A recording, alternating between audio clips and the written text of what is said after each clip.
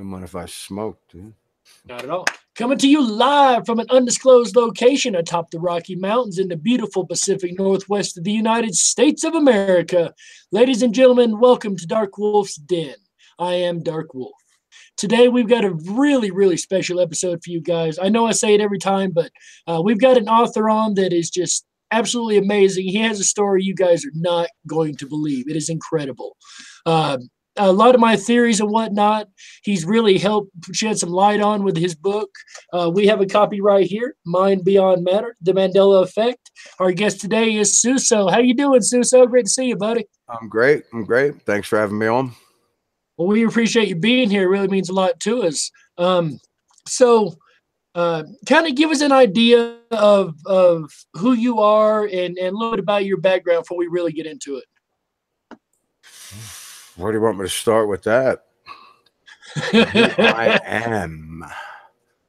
I've been asking myself who I am for a while, so I don't know where that's going to go. I worked in the casino business for many years, 33 years, I believe. Well, yeah, 33 years. 27 of them in Atlantic City.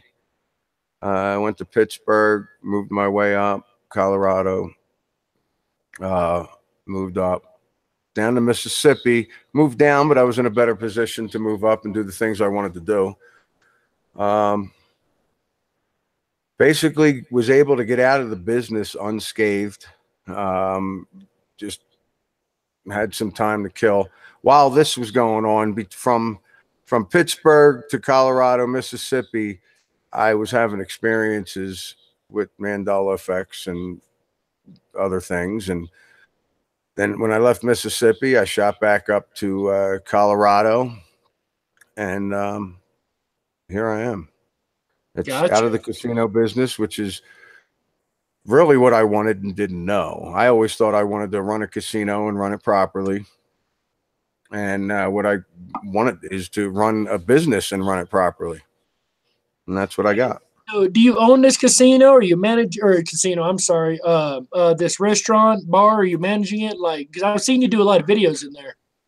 Yeah, I am the nighttime manager, finance manager, nighttime bartender. Gotcha. All right. So what we try to do here on this channel is we try to bring people in, and a lot of new people tend to come by. So we want to kind of get to know the person, because some of our videos been on our channels for years. They're not going to go back and dig through them. They're more interested in the newer stuff. So I like to kind of get everybody's story out. So and yours is amazing. So I guess I should go back to what really affected you. And you've got a weird story in this, so it might take a while to explain, but what was your first Mandela effect? What really just grabbed you and said, oh my God, there's something here? The first one where I said that's it. It was a video by Jesse Spots, and that was Interview with a Vampire, Sex and the City. It was those two. That is what absolutely pulled me in. I was reading up on the Mandela effect at the time. Nothing was pulling me in. I was aware of the Berenstain Bears. They didn't even exist for me, let alone spelling changes.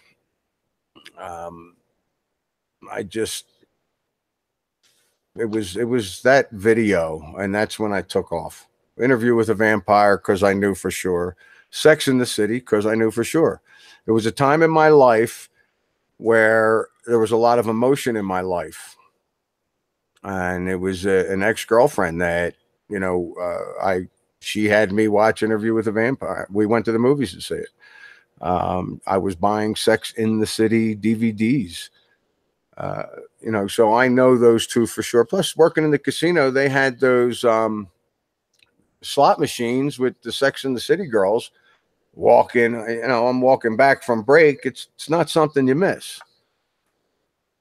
But that was really it. I mean, the first one I saw online was the Berenstain Bears, but I just wasn't resonating with that at all. I just didn't even know what they were. And I don't see how that's possible. If they were around since '62, I would have read the books. I would have seen the cartoons. My daughter would have read the books. Oh, wait. she does or did. It's like I do believe. Yeah, I know the Berenstein Bears. I didn't even get into it with her with that about the spelling, but she knew about him. She has two little brothers that she read to and watched the cartoons with. But and she says I read them to her, so I guess I Nice. read them to her in another timeline, because for See, me for they didn't me, even exist. for me, the Bears was number one. That was my trigger point. I seen a video about it. Somebody mentioned that people remember with an E and it's always been an A. I said, no, no, no, no, you're wrong. And I went to research it and I said, I'm going to write this correction email. I can't wait. And I went to find pictures, and to this day, I can't find the E evidence. And that's when I started. About what year was it when you really got hit with that? 2015. Same year as me. 2015. Things were happening before that. I didn't know. Things that were happening in February of 2015. I didn't know. I mean, like in the book, there was a reason why I was watching volcano videos. I didn't know that. Oh, yes, the volcano videos. Yeah. Did you always have an interest in the paranormal conspiracies before Mandela Effect? Oh, yeah, for sure. Vladimir Valerian, William Cooper. I ran across Vladimir last year. He's got some interesting work on 9/11, right? I was reading his stuff in the 80s. Oh, really? Yes. Do you have the ear ringing? I do. You do? Not now, but yeah. And if but you generally want me speaking, to talk about ringing. What's that? I said, generally speaking, you get the ear ringing, though. Yeah, but there's people. I mean, yeah, people. I've asked people about that, and I'd say everybody that I've spoken to that was affected or that I affected does get the ringing. I haven't run into anybody yet that gets the ringing that isn't affected, but I don't know. Right. I don't know how that would work anyway. But as far as the ringing goes, I was having conversations with some others. I think specifically, oh sucker, he's got the his thing is the thinker. Yeah. Was it Michelangelo? No. No, I've been unplugged for 3 weeks. I don't remember people's names. Nobleness D? Yes, thank you. I was talking with him about the ringing, and I told him, I said, the last time I got a ringing, I said no, and it started to fade a little bit, and then another one larger came on top of it and kind of insisted. I don't know how else to put it. I was like, ooh, that's unnerving. Mine modulates up and down myself. It's weird. I can hear it really loud, then it'll go really soft, then it'll get real loud, then it'll even out. And, that's happened once or twice. I guess I get them different. And I've heard different things from all kind of different people on that. So let's get into this book. What first really drove you to write this book? First, well, in 15, I'd say I started documenting things sometime right after the Star experience. And then I started to go back and try and remember things and document them. And I just kind of had everything all piled up, figuring, yeah, I'll get to it. I'm going to have to write a book. And I procrastinate on most things. So that's, but I've stopped recently. Now I get an idea and it just do it. And then I was listening to one of Stasha Erickson's videos, and she was talking about writing a book. And I wrote to her, and I said, anything you see me write, feel free to use. She's got me in there 4 times. And we just had Stasha on here last week. Yeah, I know. I believe I finished that. I believe I finished that whole one. That was one of the things I was listening to at the end of my vacation to kind of get warmed up for this. Gotcha. So starting in 2015, you had some really crazy experiences. I can't remember exactly which one was first, but you want to kind of give us a story on, well, you know what? Tell us about the impalement experience. That kind of sets off everything else in the book. Everything is It, kind of wrapped around that experience. it really is. It really is. Should I just read from it? If you'd like, that, yeah, You think, huh? because this is one of the wildest stories I've ever heard, and I cannot make logic to it to save my life.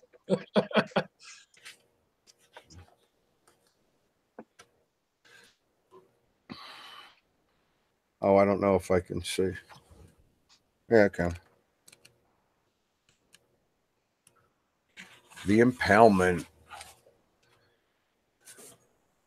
Just tell me when to stop. All right, go ahead. Ready when you are. Okay. It was deep in the month of May, a brisk dark morning in 2015, the night before I cleaned my room utterly spotless.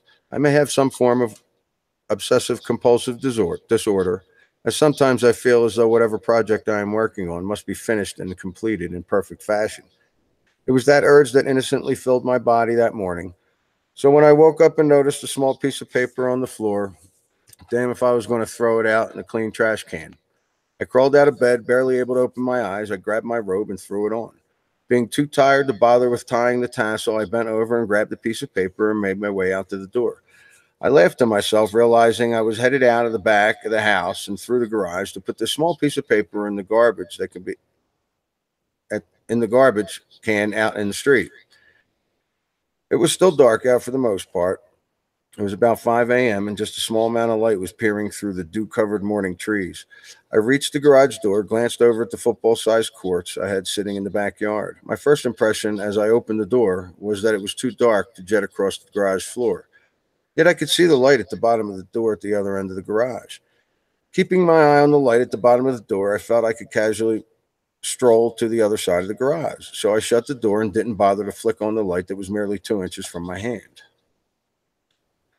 I don't believe I finished my first step when the adventure began. As I took that first and only step, one of the tassels from my robe became tangled around a shovel that was stretched out in front of me, which I propped up along the garbage wall the night before. The other tassel became twisted around my left knee, keeping that knee from bending. My other knee completely locked, having my right foot awkwardly tucked under the shovel.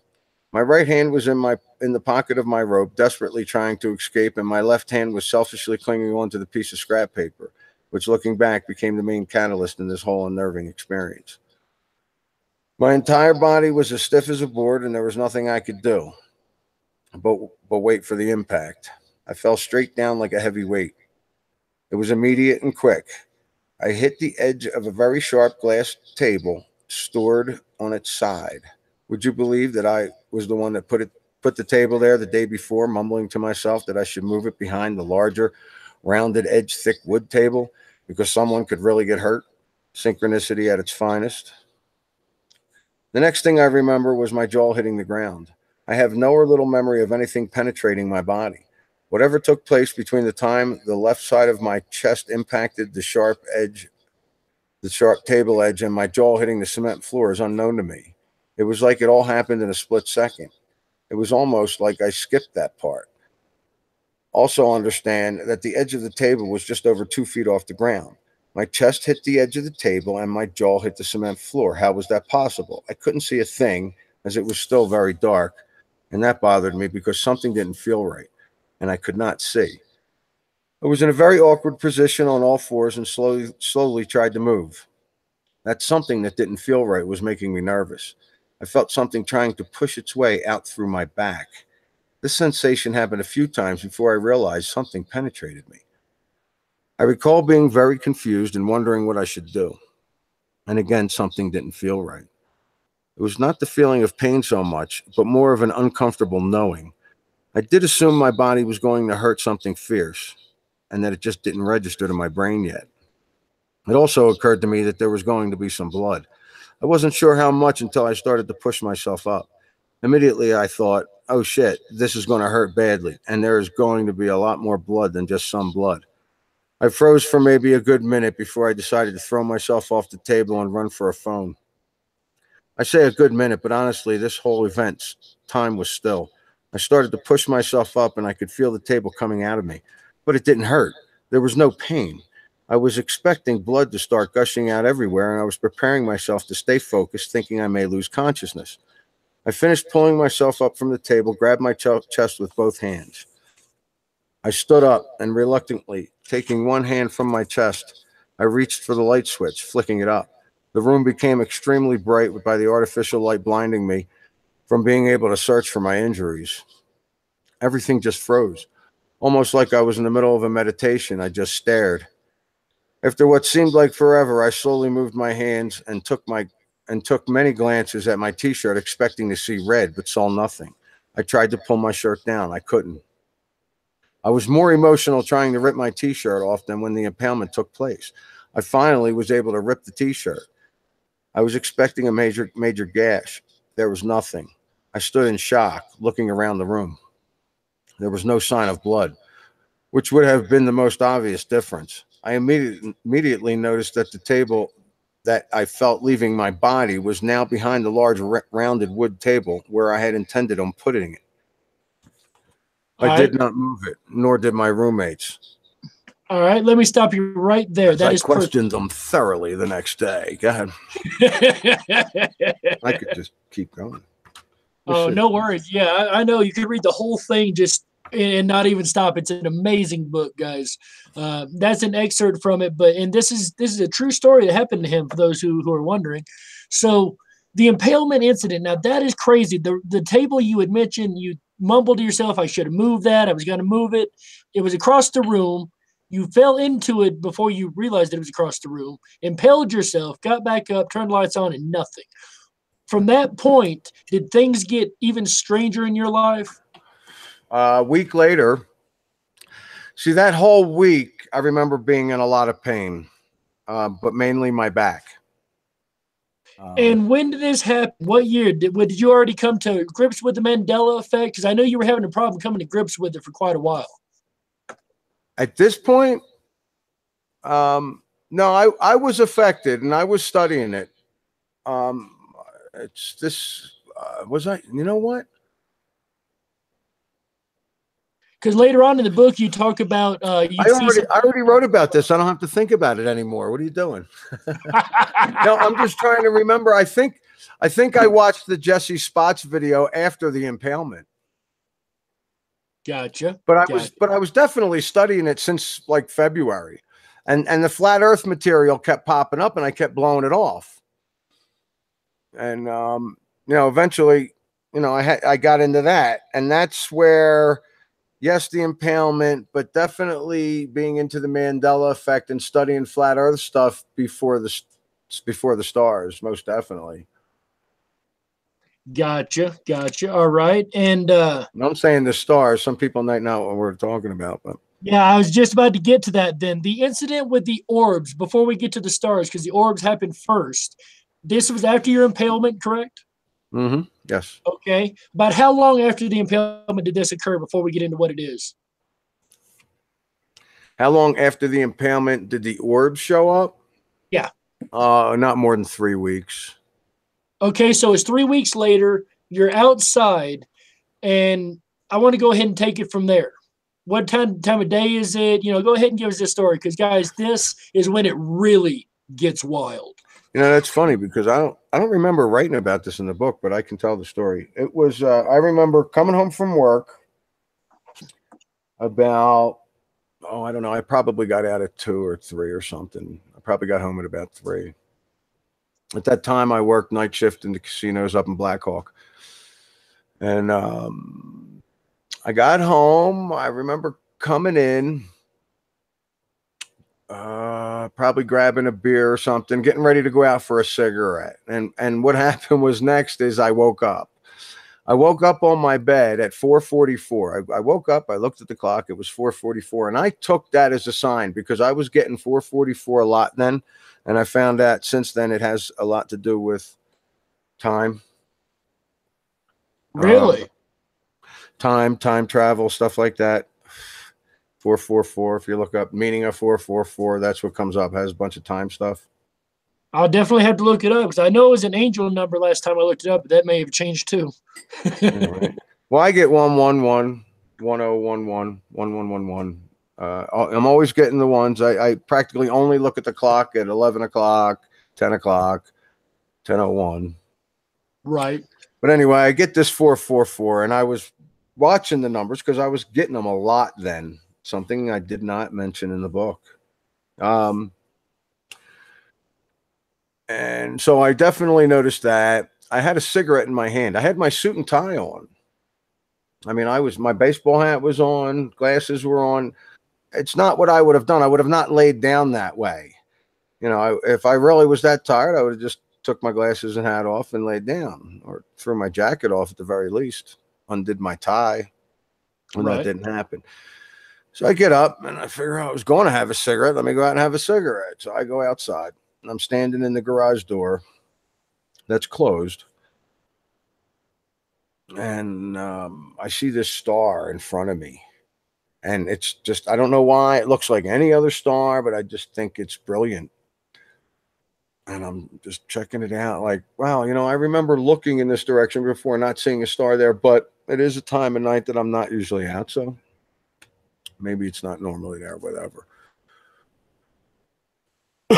And I look up and I see two gold orbs the size of cars, about 25 to 40 yards over my head, 30 yards over my head. And I look back at that star because I'm thinking that star is beautiful. And I'm like, wait a minute. I've been studying UFOs my whole life, never seen one. Why am I so interested in that star when I got these two amoeba looking things that they look gelish, I guess. I always said that they were transparent, but you can't see through them, which makes no sense. But that's what they were kind of showed to me. I mean, it looked like that's what they were. Right. And this all happened within maybe 10, 15 seconds most.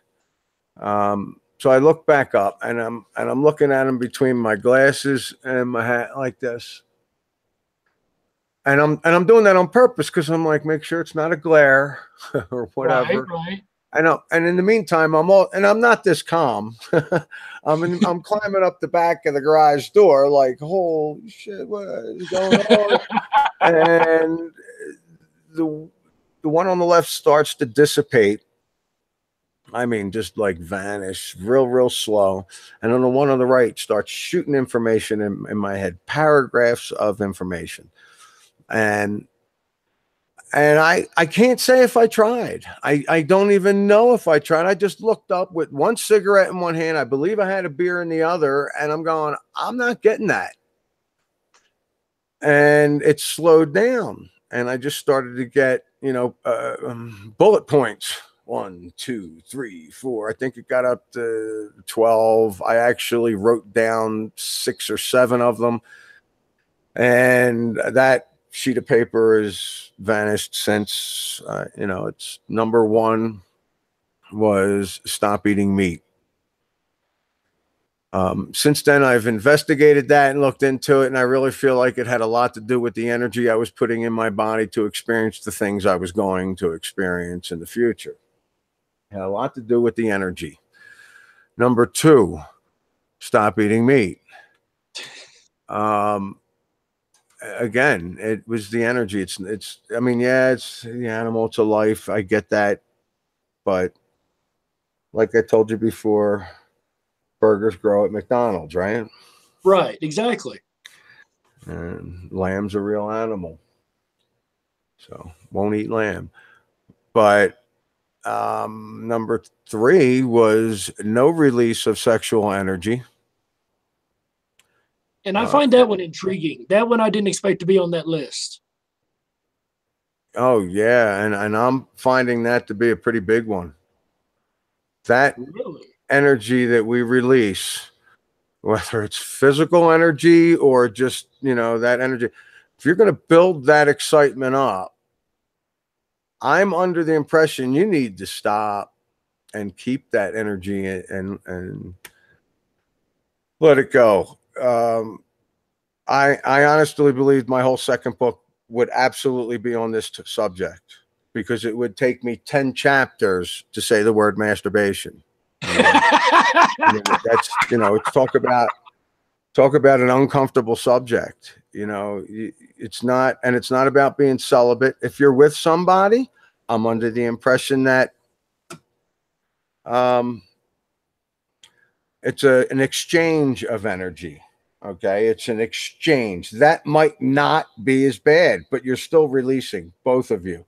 So, Right. I don't know. I don't know where to go with that. I've just whoa, so many jokes I'm letting go right here. I'm just All right. So before we go way far off the path of what we need to be doing, so one is don't eat meat. Two is don't eat meat. Three is no sexual energy release. What was next? I believe it was gossip, no gossip, or think properly may have been next. Proper thinking, no gossiping. It was stand up straight. I mean, it was things like that. It was, you Right. know, lift your head up when you're walking. Talk to You people. you Talk make to a people. point. Get out of your phone. Shut the Right. electronics off. They were on that list. I don't really bring that up a lot because to me that's a whole nother subject that I just did the last 3 weeks, and no big experiences, but I noticed a lot more. Okay, I noticed a lot more things. People would talk to me and totally contradict themselves, and I'm sitting there going, "Did I just shift that second?" That second. I was quizzing a girl during my vacation, and she was the waitress, and there's a flag behind her, and I said, "Which color? Which color stripe is directly below the stars on a flag?" And she says, "Red."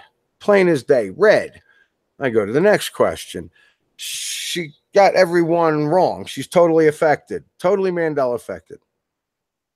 So I start going down the list and I'm going backwards, and I'm explaining. She's got this look on her face like, what? Sex in the City? No way. I'm looking that up. Blah, blah, blah. We get to the flag, which is the first one I asked her. And I said, and it's white. I said, turn around. And she looks and she goes, I said white.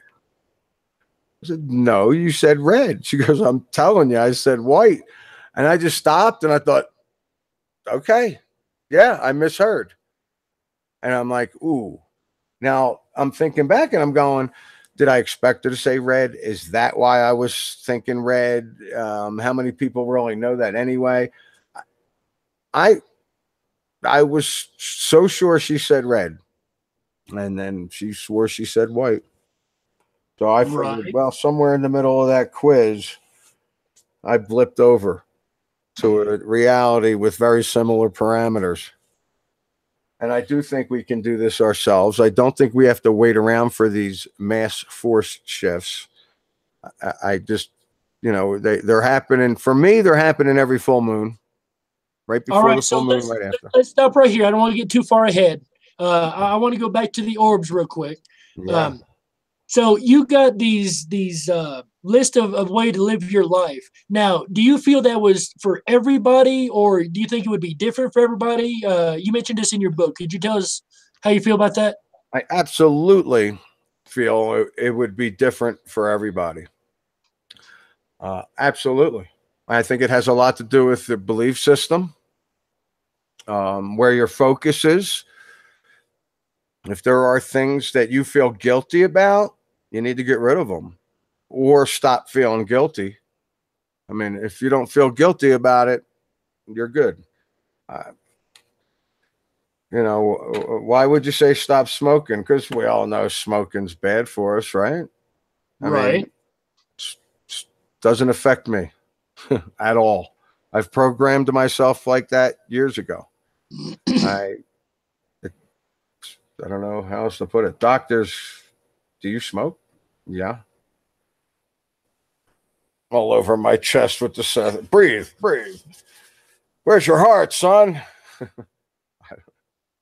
You must have had an ME doctor or a non-ME You know, doctor, I think. I've only seen two doctors, basically checkups, for as long as I can remember. I've been So sick twice since 95. yeah, same here. Same here. I don't even think And 95 it may was have been earlier bad than that. both times. And this past time, where there was a shift, I'd have to say a month ago, a month and a week ago. About the Was it that 13th, month? 15th of April, right in there. Yeah, I was sick as a dog. Bad. I've actually got that in my shift data between the 13th and 15th. I couldn't pay down an exact day, but the 13th is my birthday, is why it really was noticeable to me. Oh, I was bad. I was nothing sleeping. 20. They closed the bar. Nobody worked. They shut the bar down that night. There was nobody to work, and I couldn't do it. Oh, wow. And was it just out of the blue? Did it go away quickly? Was it just like a day or two? Like what happened? Oh, I'm going to say 36 hours, maybe a little more. Gotcha. So it wasn't a common flu, per se. No, you know what? I think it was 3 or 4 days now that I remember, because I know exactly what happened. I was behind the bar the night before, just as it started to hit. And there's this couple there, and we're talking about me being sick. And I said, not to worry. I'm going to focus and shift my consciousness into a timeline where I'm not sick. It's not that hard to do. Do you know why that didn't happen? Do you know why I continued to be sick for 3 more days? I would love to know why.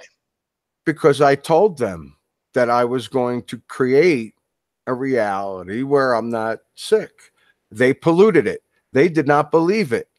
Their uh Conscious energy.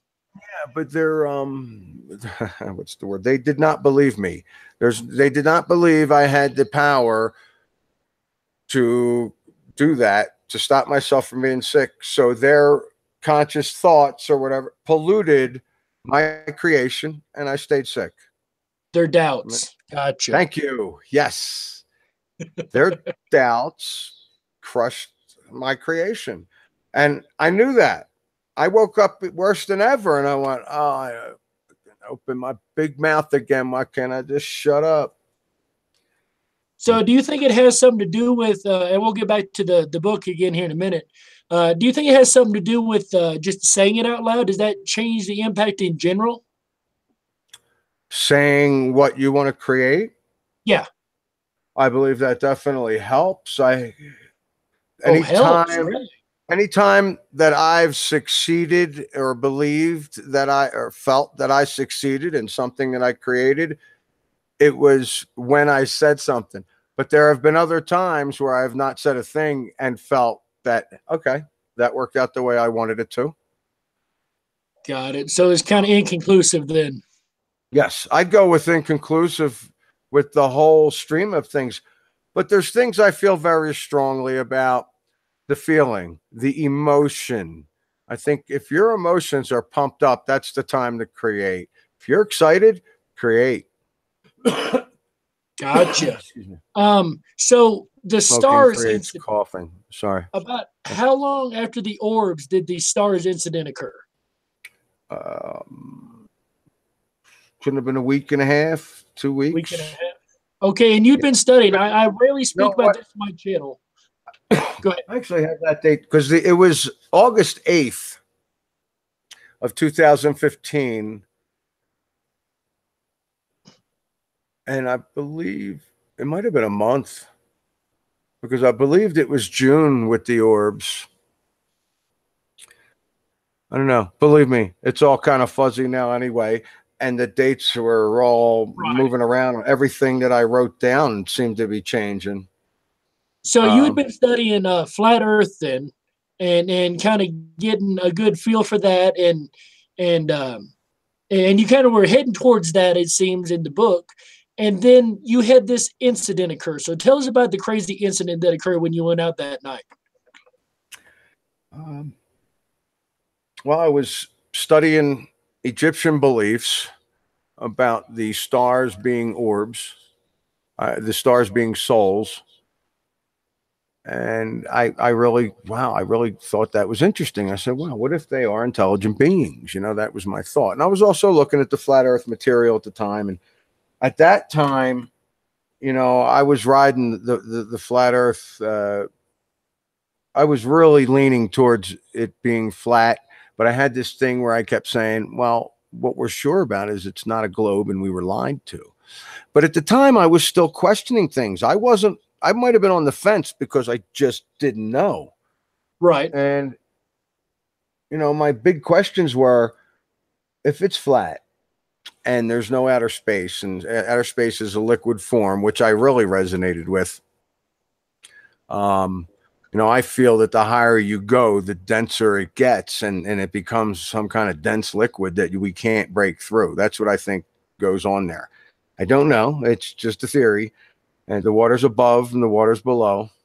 Mm-hmm.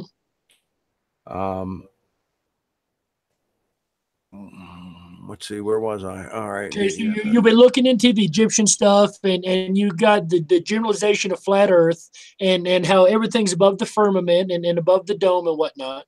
Right. So, and at this point, you're really on the fence about it, and it seems like you were frustrated at the time. yeah, I was. And I had questions. My questions were the sun, the moon, and the stars. Where are they? If there's a firmament, if there's a dome, if there is some barrier, where are the sun, the moon, and the stars? Right. And this was my big question. And I walked out. I figured, I need a break. I got to have a cigarette. So I go outside to my not even the usual spot. I go out in the yard, and in the middle of the yard, and I look up at the stars. It's almost midnight. And I just wave my hand across the sky, and I look at all the stars, and I go, I'll bet you're all just UFOs. And the first one came at me. It was like a rubber band. It just got brighter and bigger and larger, and it came right up to my heart. And then it slung back. And that whole thing was, I don't know, time. I don't know, 10 seconds, it was like that. And then boom. And then all of a sudden it just started to happen from all different directions. I say for a good 2.5 minutes. I think about it with the whole cigarette in my hand story. I did not drag that cigarette. I did not put it towards my mouth, and those things, it's an American Spirit organic cigarette. It takes 20 minutes for that thing to burn down if you're not dragging it, or it goes out. Now, I don't remember if it was out or not. Believe me, I wasn't, I was hiding the thing. I had stars doing all kinds of stuff. I couldn't. There was things where I thought they were blipping back and forth. Like this one would go from here to here to here, and in the meantime, I got 3 and 4 others doing this at the same time, and this other one's blinking back and forth. And I'm like, is it blinking back and forth, or is there 2 of them blinking? There was all kinds of weird stuff going on. Just checking for my phone, couldn't find my phone. I started to walk towards the house, and they all started to go slow, like it was in slow motion. And I stopped, and they sped up again. So not thinking, I said, if this is just for me to see, you'll stop when I come back, because I was going to run in the house to find my phone so I could videotape it. I don't know what I was thinking, because that was the wrong thing to say. I run in the house, and I'm not in there 2 seconds. I look around the room. I can't find my phone. I run back outside, and there's nothing but normal stars out there. Now, what I neglected to write in the book is I put my hand in my back pocket, and my phone was there the whole time. And I forgot to write that part in the book. It's kind of a nice little segue into the next one, I guess, or segue out.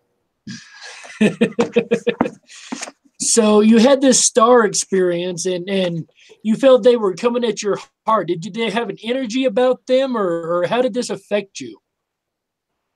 Are you kidding me? How did it affect me? I mean, I'd be freaking out. I was elated. The emotions I had going on, off the charts. Okay. And I think that's so, see, my emotions were off the charts because when and I kind of skipped this part. When I was studying the Egyptian beliefs about stars being souls and looking at the flat earth material, it hit me down there.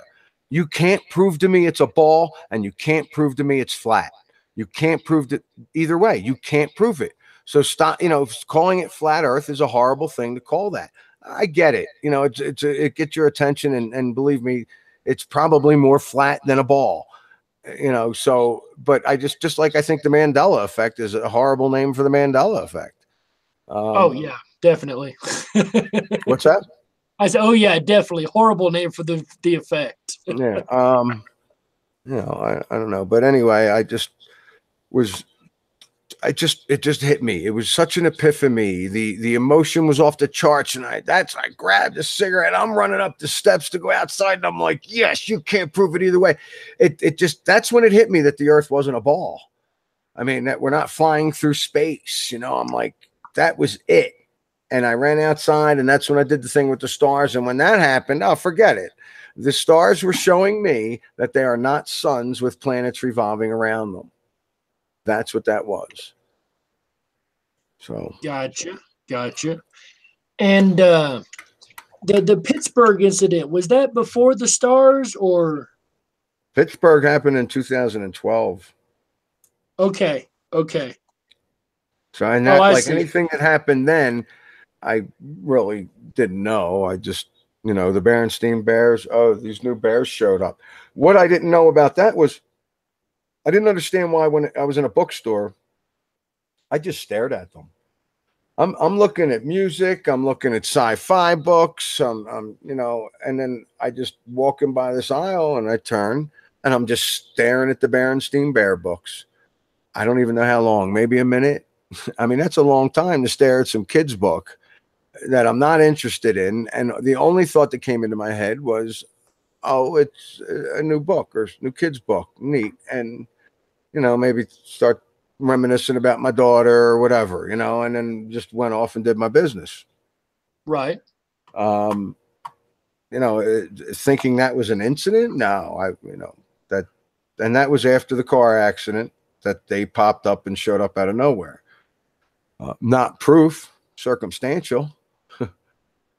It's about that car accident. That's something else. SMQ. He's really terrified of car accidents, and he's got this theory that the Mandela effect is actually an entity that's like interacting with us and messing with us. And we'll get back to that later. But he said he had this epiphany, and then about a day or so later, he drives by this really horrible accident, which really shook him.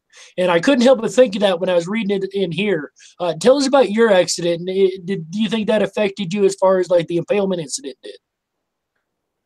I think it could. Well, that was why, I didn't even realize as I wrote the book, the whole thing almost became a death is not the end. Yeah. That's exactly and what I your really wasn't writing it to do that. I was just writing my experiences, what I thought, my conclusions. And then when I read the whole thing through, and I mean, after it was printed and everything, because like when I'm reading the proof, I'm looking for spelling and everything else. And then I get it done and I'm reading through it. I'm still looking for mistakes and I'm, getting into the story a little bit and all, but now when I sat down and read it to enjoy it, yeah, that was a different story. What was the question? Tell us about the wreck, and if you think that happened to be the same, like shift as the impalement. Yeah, the whole death could be a catalyst to noticing Mandela effects. I just got out of the new job. To put it in order, like I know I'm all over the place in the book. I don't know if that made it more exciting or not, or if that, like the sunglasses, you remember that in the book? Yeah, that's actually where I was headed towards with the sunglasses on the V-neck. Yeah. Well, I came out of work and I had my sunglasses on my V-neck and I'm sitting around in my car waiting for my buddy whose car's parked next to mine. And I'm just waiting for him to come out. He never comes out. I just text him or say, hey, I'll meet you, whatever. So I waited a specific amount of time. So like the time factor is set. You getting me? You know what I mean? Right. And then I get this urge to really take the sunglasses off my V-neck. So I immediately do it. At this time, I'm meditating constantly. I knew to make the move from Philadelphia to Pittsburgh. I felt right. Anytime I got a thought, do it. Take the sunglasses out from your neck. Did it. Boom, put it down. Drive out of the parking lot. I'm on the highway. I notice all the cars up ahead are stopped and they're all getting off on an exit. So I look over to try and get in the left lane. Nothing but cars. It's just constant cars. I can't get over. I got 2 days before I have to be at my new job. So I decide, all right, let me just stay here and I'll check out the neighborhood. I'm a couple exits away from where I live. And I stopped the car, and then the car behind me decided to push me a little further. What happened was a semi did not stop at all. He was doing good 60 miles an hour and cut the car in front of him in half, slammed into the next car, and then my car. And then it was my car, and my car was squashed like an organ. The first hit. The second hit, the back window blew out, and I got totally shoved underneath the SUV in front of me. And then the third hit, I just remember I just wanted to stop. I just wanted to stop. I felt like it was in a boxing match for 15 rounds, and I was just in so much pain. Now, the first hit, my head went like this, boom, right on the steering wheel. Okay, Right. what was there? What was on my neck? I mean, that would have went right through my neck. Oh yeah, it would have. And I'm guessing I would have survived that. That would have sucked. Right. So take the sunglasses off your neck. Boom. So that's the first one. The second one, when the window blew out, was the hardest. That's when I really smacked my head on the steering wheel, and the broken airbag popped out. I'm pretty sure it was broke before it popped out. That was awesome. And then the third impact, I hit it again, and I just really wanted it to stop so bad. And I remember trying to get out of the car. When I finally got the door open, I couldn't get out of the car, and that was because my seatbelt was on. I didn't even know, and just sat on the side of the road waiting for, cop to show up or something. I have no idea. Everything's loose. I remember being very shooken up. Right. The guy in the first car died instantly, and the guy in the next car died that night or a few days later or something. Right. And you didn't die by standards of our world anyway. Mm-hmm. No, but I was told that if there was anything in the semi or my trunk wasn't packed, because I just moved up there, my trunk was packed. I didn't unpack anything. And yeah, I mean, it's just as well. Think about the cleansing. I lost 300 DVDs that were just sliced right in half. What else was in there? There was just stuff I was just carrying around, junk. Although, I am suspicious that those copybooks were in that mess, and I probably lost them in that. Probably. So the cleansing, this is something else I almost forgot to bring up. I'm glad you mentioned that. You mentioned this a lot in your book, how you have to go through a cleansing. Now, is this like a soul cleansing, or could you explain what you mean by that? What part of the book are you talking about? I'm not sure. Well, at the very beginning, you start mentioning the cleansing, and then how you feel you had to be cleansed before you could really experience a lot of the stuff you did. Well, like when I was told, or when it was suggested to stop eating meat, and I realized this after months. I realized, I did that so I could experience other things. The first 2 weeks, I forgot bacon and pepperoni were meat. And, as much as I laugh, I understand that. Dude, I'm dead serious. I was in work chomping on bacon, and the guy goes, "So how you doing with that no meat thing?" And he was being totally sarcastic, and I'm like, "Great. Are you kidding me? It's a piece of cake." And he's like, "Dude, really? Are you serious?" And I'm like, "Oh shit, bacon don't grow on trees." Yeah, I'm not a very good vegan, but I do try. I've walked around. Look, the chef downstairs can't stand it when I come in the kitchen because I'm like, I really don't want meat. All right, give me the chicken arrabbiata. Chicken's meat, Well, yeah, but it's not red meat, and it's about the energy.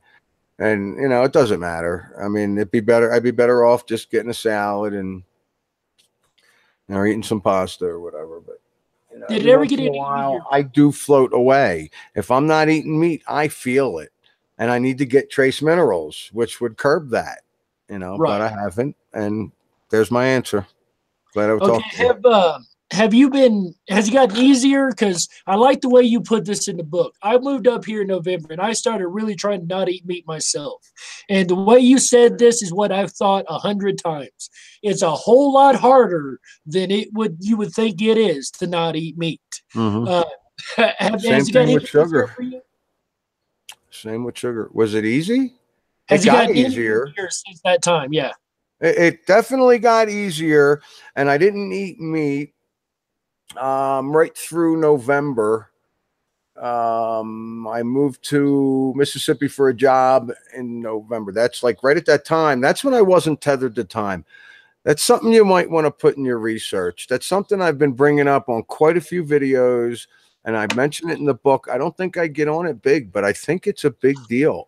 I was What's not that? tethered to time from August, right before the stars, to November 9th, I think, or November 11th, something like that. There was, I wasn't working. I was collecting unemployment. I had a job lined up. Um, so I was waiting on that. Got down there, and my diet changed from absolutely no meat at all, because at that time I was not eating meat. And the whole blood moon thing, God, I hope I wrote about that in the book. I had to, because that's I when don't the remember a evil. blood moon. What's that? I don't remember nothing about the blood moon.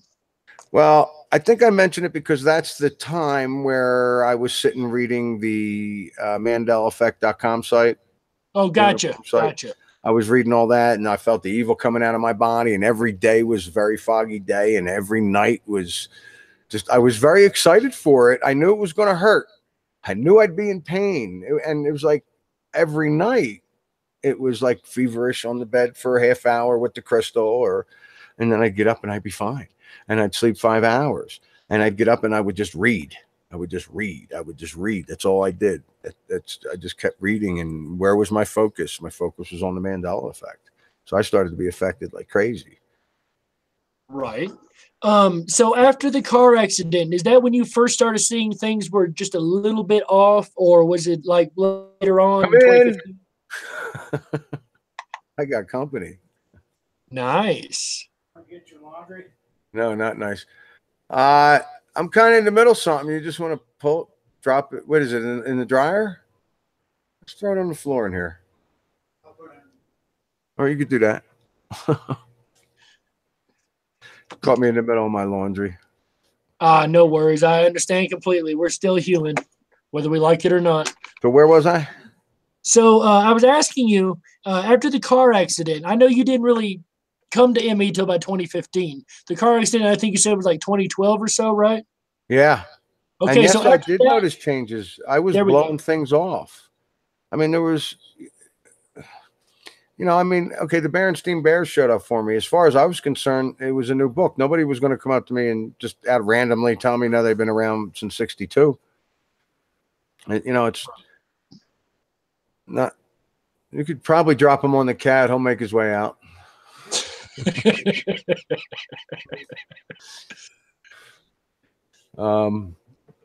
It was, and any changes I did, it's funny because I could think back when I lived in that apartment, and yeah, there were changes in people's attitudes. Not like they're moody or anything, just like they were totally different. I mean, you know, but I Right. never connected it. And around that time, I did have. I don't think I mentioned this in the book. Maybe I did. I know I mentioned it in a video.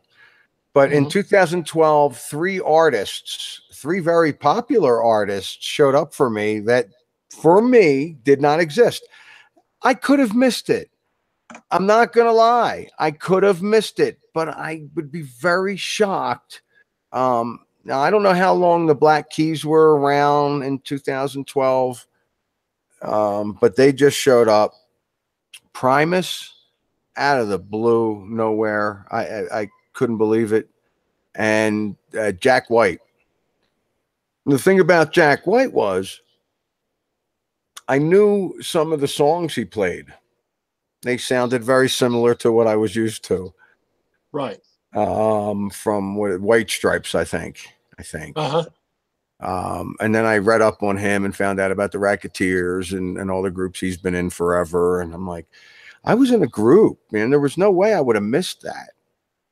You know, I mean, and it did come Oh, out yeah. later. I probably wasn't in a group then, and I was probably married, so I may have missed it. You know, that's why I'm like, I really want to be honest about it. I think I may have missed it. And there's one more. It's actually four because the Black Keys I really didn't put in that kind of category because as far as I was concerned, they were just a new group. So I don't know, and I've never looked it up. When did they show up? I've never heard of the Black Keys myself. Primus, I kind of remember from the 90s, but I've never actually listened to their music. 90s. Wow. And how about Joss Stone? That one seems like the last couple of years for me. That seems like a really new artist. You mean that was that in 2012? I believe she's been around since 2011, I think was her first album. Really? You know, I want to. So, and if that's the case, so now she's been around since 2011, but I didn't know anything until 2016 when she showed up, and I was like, wow, what is she new? So I'm checking her out, and I look up that her first album came out in 2011 or 2012, 2011, I think, or 2001. I don't think it was that early though. It was probably 11. That her first album. It was about 16 that I remember Joss Stone really coming into my perspective. Wow, I'm looking it up. See, for me, I was like, how would I not know this woman played with all these people? I'm in the jazz, not real heavy, but oh wow. 2001 was her first album. Looking it up now. Really? 2001. Let me look. She was active 2001. I don't know what that means. Her first album is 2001. And I first heard about her in 15. And she just came out with an album in 16. Well, with the shifty timelines, it's hard to really tell anymore. Well, I mean, but the thing is, I was into that style of music. Mm-hmm. But I wasn't listening to anybody specific. And you said you play music, right? Yeah, I was a drummer. So music is kind of a thing you would know, whether you followed certain ones or not, you would at least kind of know of them, right? Yes. I mean, there's definite things with music that have changed that I'm not even questioning. I know for a fact. For me, Bob Dylan always sung Stuck in the Middle with You. It's for me, and that's the way it was. And people are like, oh no, it was Steeler's Wheel. Well, who the hell's that? You know, I got his album right back here somewhere. It's what's his name? Rafferty. I mean, and supposedly he did a prank song, and it doesn't sound the same to me. You know, it was Bob Dylan singing that song for me. They played it on a loop in the casino. I had a friend who was a major Bob Dylan fan, and I didn't like him. I didn't follow him. I didn't follow Bob Dylan.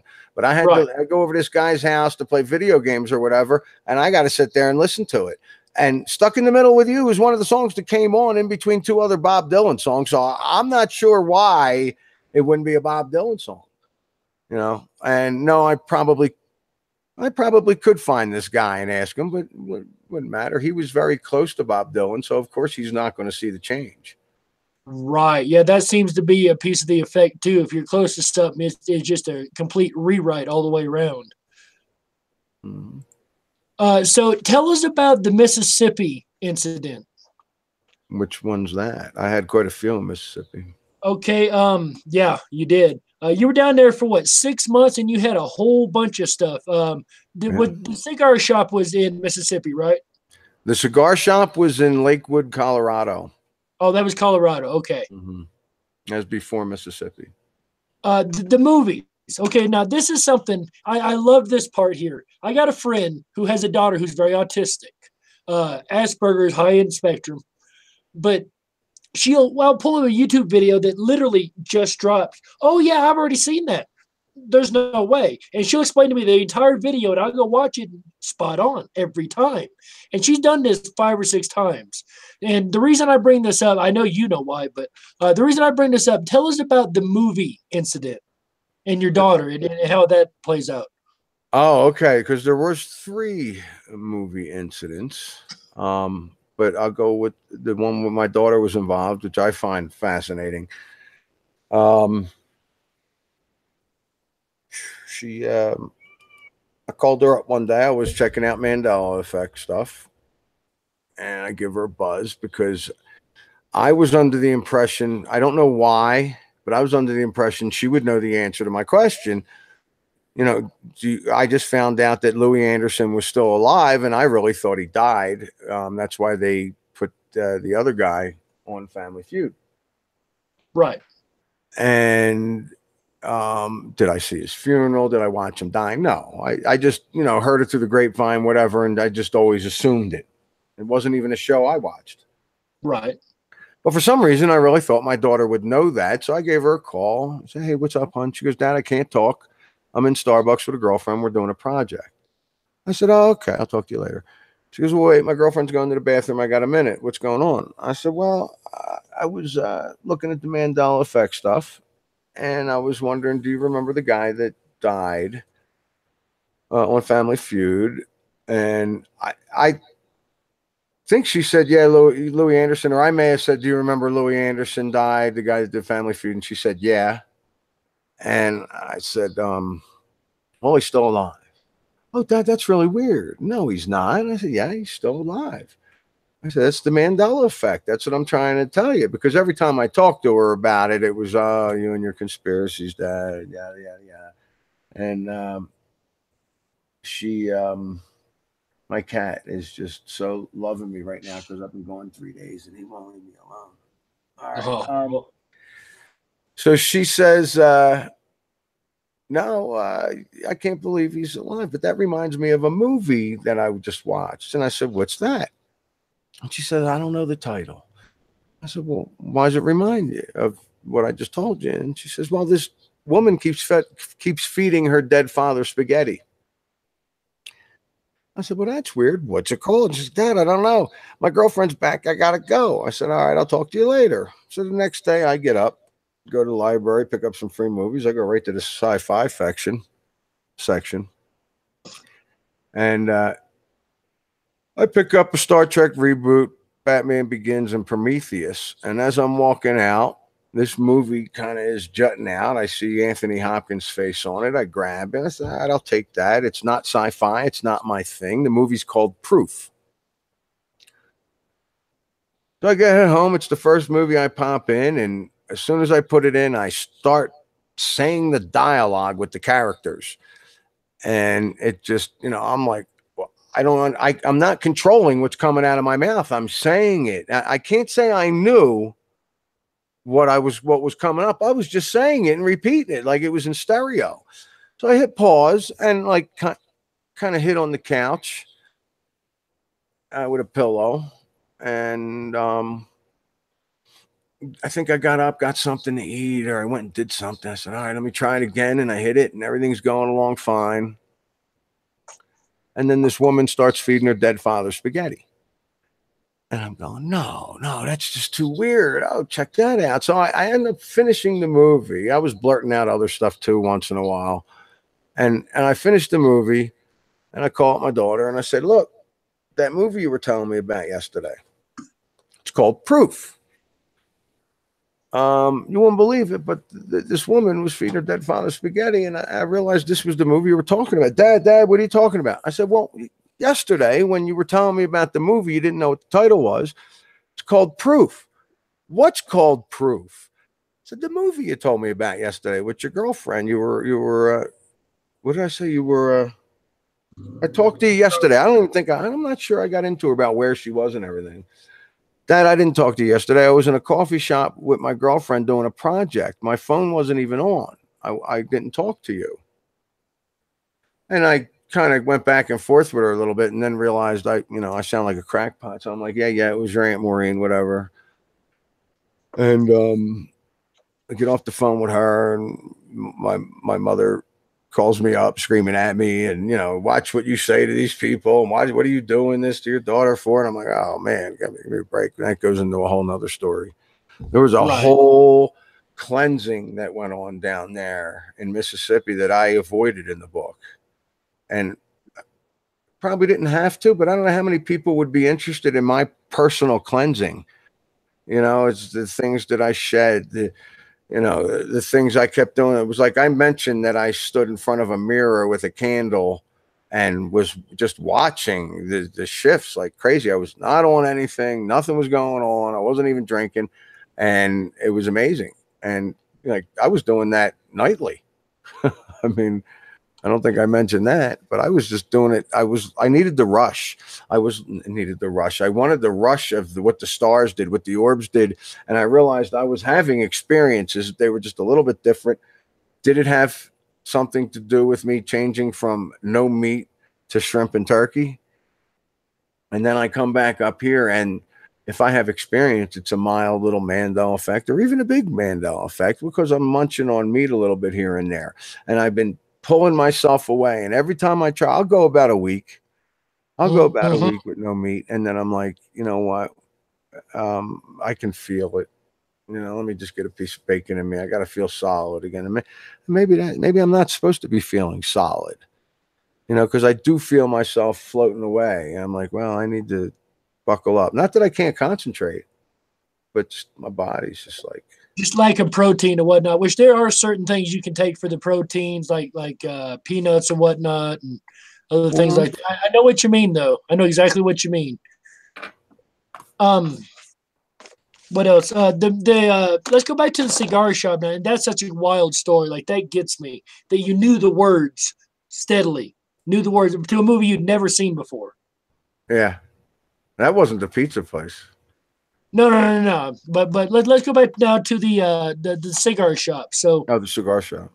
Yeah, give us this cigar shop story real quick, and then we'll just go into more basic questions after that because I want to give the whole book away.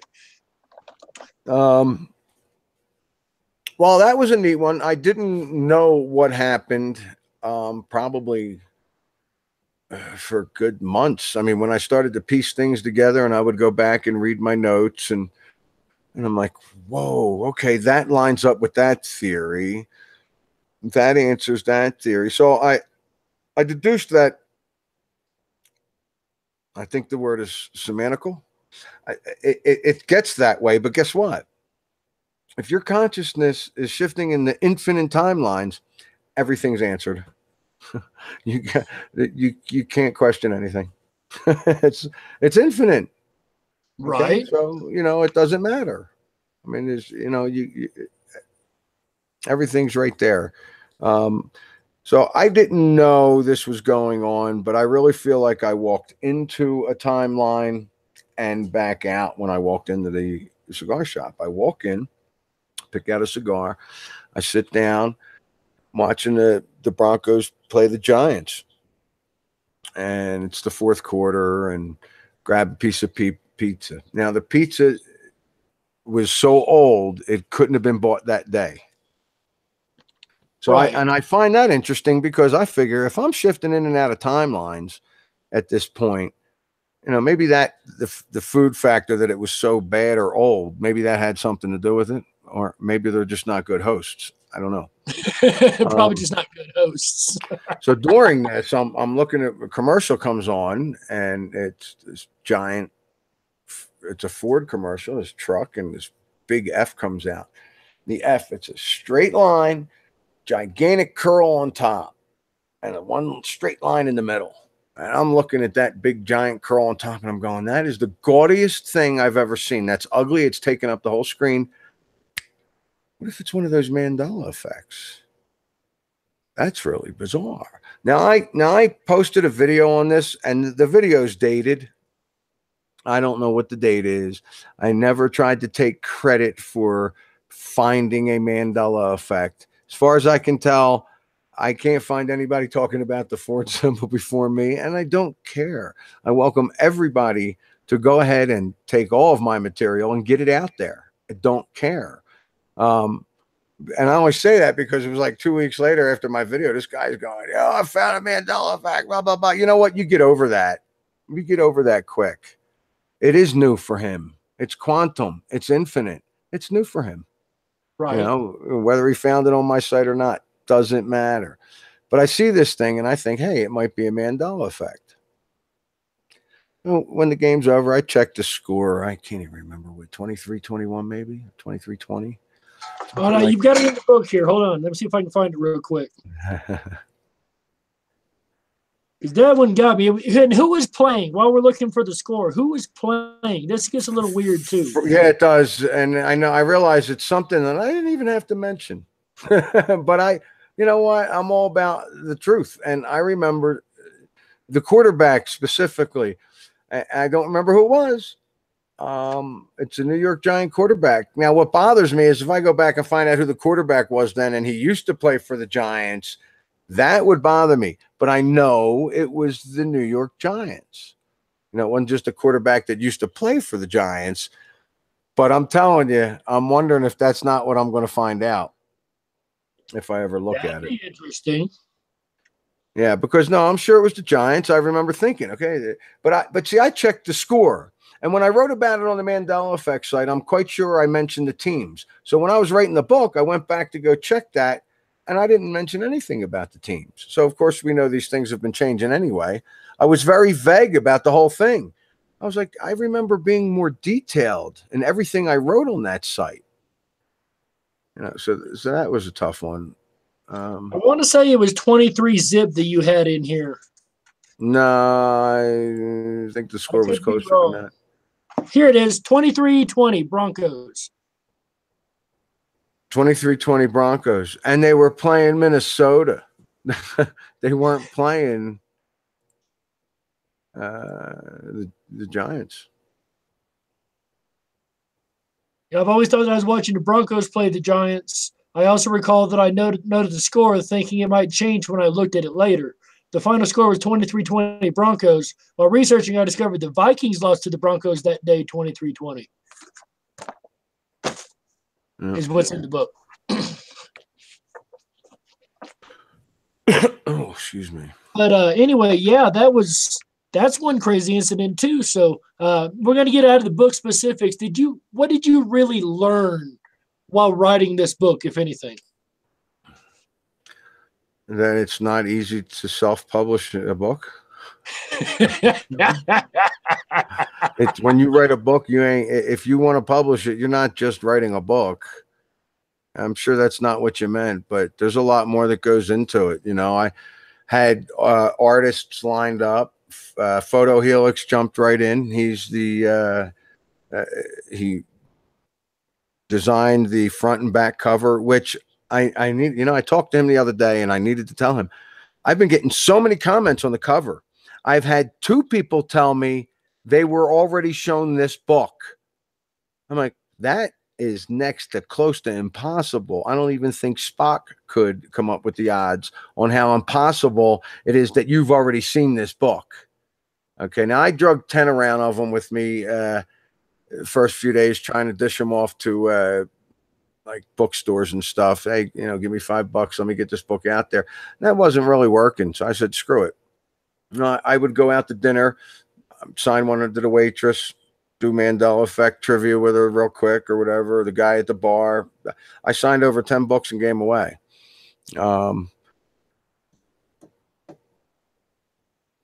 Okay. Keep losing track of where I'm going with this. No worries. Segwaying me into something, will you? Not a problem. And I lowered the book from 1477 to 850. Because I'm not, see, when I first was calculating this, I had somebody else do it, and they were basing it on 100 books that I brought to the bar. And I didn't realize that. And then one day I'm doing the numbers in my head, and I'm going, wait a minute, this ain't right. I had to grab a calculator, and I'm going, oh. So I said, no, I could chop this. My apologies to anybody who bought it for 20, but thank you. You got me started. I appreciate it. What did I tell you? It was a lot of money I put into this book. I would be thrilled if I got my money back. If I do, I don't expect to get my money back till next year. And I expect the next book to be out before that happens. Right. You know, I'm fine on it. But it was fun on vacation, giving out the book, talking with people. But I got the one lady. She says, "Oh yeah, my friend showed me this book." I grabbed my phone. It was before I went on vacation. I grabbed my phone. I start filming her, and she goes, "Yeah, it's the exact same book except for the cover." She didn't even open it yet. So how can it be the exact same book except for the cover? How If could you you even didn't know even that? open it yet? So I'm like, she's shifting right before my eyes. I'm like, wow. And somebody out when I went on vacation also were like, oh, I seen this book. And I've had 3 people go, wow, what a cool cover. What a great cover. And all the illustrations inside are from Photo Helix as well. Gotcha. So, when writing this book, did you come to any conclusions about the Mandela effect itself? My conclusions were drawn before I wrote the book. First off, I'm probably wrong because there's probably so much more involved. But I truly feel, for me, I resonate extremely strong with your consciousness is the only thing that's real. And that's what's experiencing physical reality. And it's shifting every nanosecond to create motion and time. And something's causing these shifts. Now, I do believe you can shift individually on your own to where you want. And during Stasha's show, Stasha, it Stasha. is Stasha. Depends on what timeline you're in. Truth. I apologize, Stasha. That's not true. Although people did claim your last name changed, and I'm pretty sure it's the same. For me, anyway, it may have changed for them. Yeah, I interviewed her. I didn't realize I had her name completely wrong the entire show. I felt so bad. In your little preview thing, you kept saying mind over matter. And I'm like, God, do you know how many times I corrected Photo Helix for saying mind over matter? I was trying to get away from that. I didn't want to get away from that saying. When I rewatched the commercial before I plugged it up, I liked it except for that part. And I looked at the book and went, shh. I said over.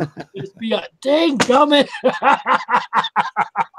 So I did catch it, but I liked the commercial, everything else in the commercial so much, I just went ahead and dropped it out there. Excellent. But so let me ask you this. You mentioned that we can shift on our own. And you actually wrote me a little note in the beginning when you signed it. It said focus and shift. So how do we do that? Well, I do think you can do it consciously. And I've thrown together a formula and I've noticed it was working. Or is it a coincidence? Or is the computer program letting me think I'm creating? You know what? Who cares? Except like if I'm being sucked in deeper into something I can't get out of, I don't know. But when I create, I'm experiencing physical reality. If I stop creating, I feel like it's time to go. Mm-hmm. No, it's not. You know, I don't even know. I'm like, well, if I stop creating, is that the way out?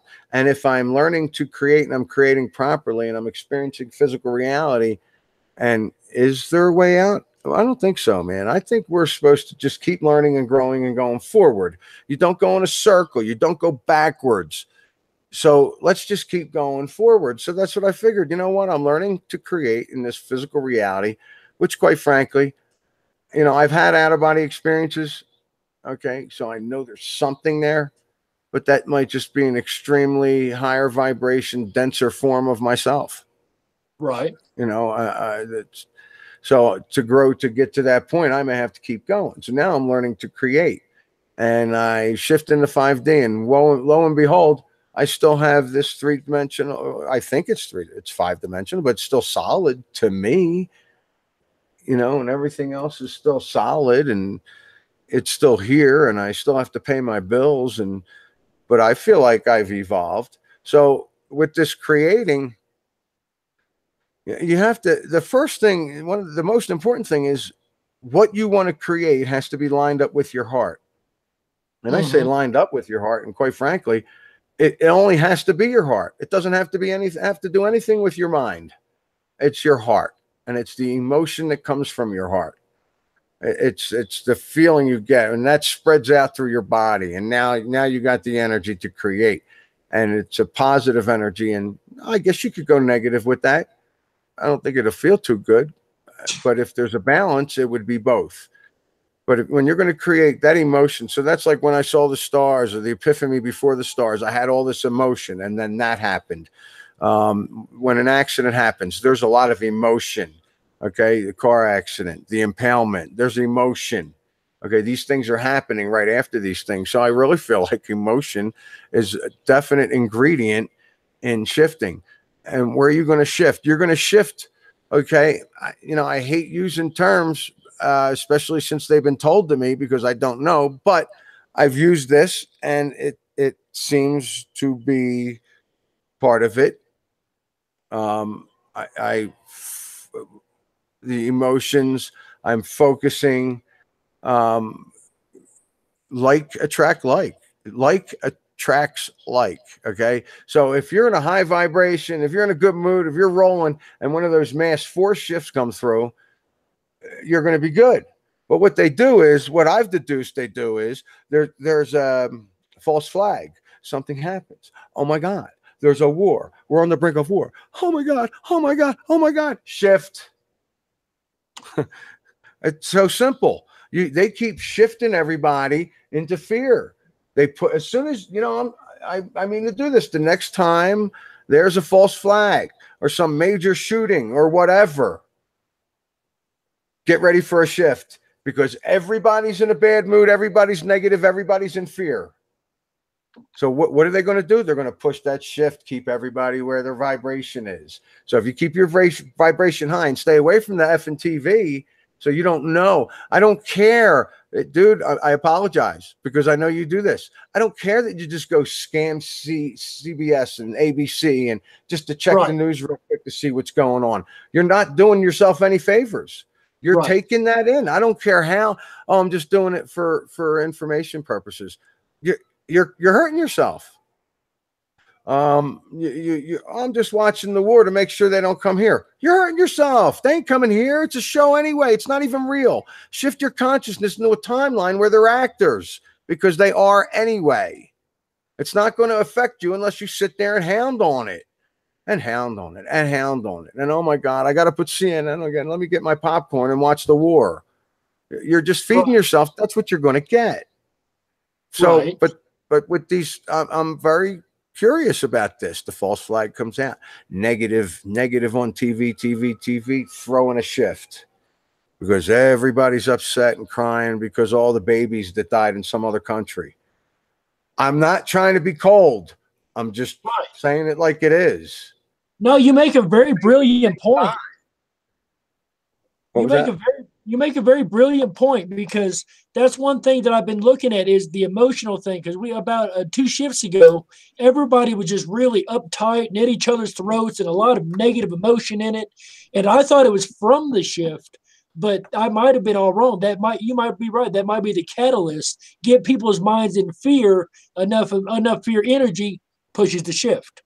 That actually makes a lot of sense to me. That's quite brilliant. I never thought about that. Well, thank you, sir. Wake Up News. I'm sending you a link because it won't let me put it up here. I just sent it through YouTube. You can grab that link and go ahead and put it up on the show. It's where they can get the book. I've been dropping the book link ever so often through the have you? I didn't notice. Yeah.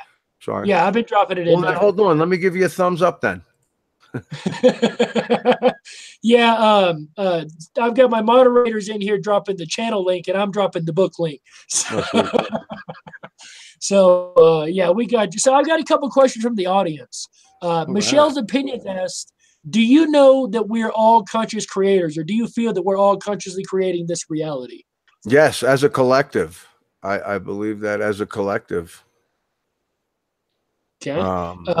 And that has a lot to do with what we were just talking about. Is that, listen, it's got to be 65% of the population in the United States of at least work for the government. So 65% of the United States are buying the news and everything else because, it's part of the job to be informed. Do you think there's now here's one of the questions for me. Do you think there's like a 50-50 line, like the 100 monkey experiment, for instance? Do you think there's a certain amount of people they need to put into this emotional set in order to create the shift to begin with? Never thought about that. That's a good point. Very possible. Because you mentioned but what happens 65%. if we can shift individually, shouldn't matter. They won't affect us regardless. I've been shifting further and further and further from them. Somebody asked me once, aren't you afraid about what you're putting out? What am I putting out? I'm putting out my experiences and things that happen to me. If the government wants me to stop, they'll come to the door and ask me to stop. I'll stop. I'll probably get on and do my last video. I'll be like, yeah, government asked me to stop. Bye. Oh, I wish I get some MIB. I've had the phone right in their face. Hey guys, look at this. Check us out. I got a visit. Hey guys, how you doing? Totally messed with me. If I know that, see, now the thing that gets me with this is, okay, I've had some possible death experiences, and I've deduced that we don't die. You just consciousness shifts into another timeline, even if it be a baby avatar, even if you just shift back or shift somewhere else or whatever, you're still going to be here. And I guess I wasn't done or refused to leave or was too close to the truth, and it was time for me to stay. So I just shifted into another timeline. Well, if I know that's going to happen, why would I worry about somebody harming me? Okay, if I need to experience being laid up in a bed, recovering from gunshots or something, I'm sure it would have been done. I mean, that's not in my vocabulary. It's not in my focus. It's not in my vision. So I'm not, so what the thing that bothers me about that is I don't know at what point, if there is an end or if we just keep going and then we totally get out of 3D and we're into 5D. Now we're learning that, and we're learning how to bring a cup of coffee right to us instead of having to go after. We don't have to slave over jobs and stuff. We can grow our own food and help our neighbors and work for other people and do things and keep ourselves distracted by playing with Mother Earth or whatever. I mean, take that route. Right. You're well, I'll get to the formula in a minute. I want to come back to that formula that you got, the shifting formula. The other question I got from chat, the Mickey Mouse here on the corner, does he have a tail? And this one, yeah, it's right between his legs. And this one here, yes, where's he at? Here, yeah, the one in the front, yeah, right there. Because they said somebody told them that Disney made two different versions, with and without. So they're wondering if he had a tail. I know Steamboat Willie didn't have a tail. And it's not a 100% for me, but it is a 100% for my daughter. So I know it's 100% for some other people. Like all these Mandela effects up here are not 100% for me. Right. Two of my 100%ers aren't even up here. I do have a bunch. Most of these up here look different to me. Or they just look a little bit off, or like the spelling is where's the Adidas over here? So so they're not all 100% up here for me. Right. Gotcha. Yeah, a lot of yours aren't 100% for me either. And I got a kind of funny story real quick. When I first caught let me rephrase that. When I first caught what was behind you in the background, I've been watching your channel for quite a while is what makes this funny. And I'd always focus on looking at you and hear what you were saying. And then one day I kind of got to looking around the background. And what has he got back there? And I got to look at, and the GIF caught my eye first. And I looked at all the different items. I was, wait a minute. Oh, I get it. So it took me a while to realize what you were doing there. Are you kidding me? Berenstein Bears are right in the front for Breeze, Snow White and the Seven Dwarfs. Listerine for me was a personal one that I discovered in the 70s and blew off. It's the same with McDonald's. Discovered in 79, blew it off. Bush's Beans, that I just discovered a couple months ago. For me, it was bush beans. But now apostrophe S makes it plural to me. I mean, not plural, makes it possessive. Ownership. Yeah, ownership. Yeah. Makes it possessive. So it's an individual thing. Instead of taking the S off to make it singular, they add the apostrophe S, makes it possession. Now that's just as far as symbols go and all. Right. Forrest Gump's up there, Silence of the Lambs, Vapor Rub. See, when I first seen it, you had it way behind you on like a dresser or something. It was a very small pile at that time. Yeah. Yeah, it was. That you And then could I actually didn't see space in between the items. You know, it's funny. I Right. have a lot of room right here, but you can't tell. I would run around so many times from the camera and back to see what's where, to push things in and keep them in the right spot. Yeah. I do not. And the cats come over and knock them over all the time. There you go.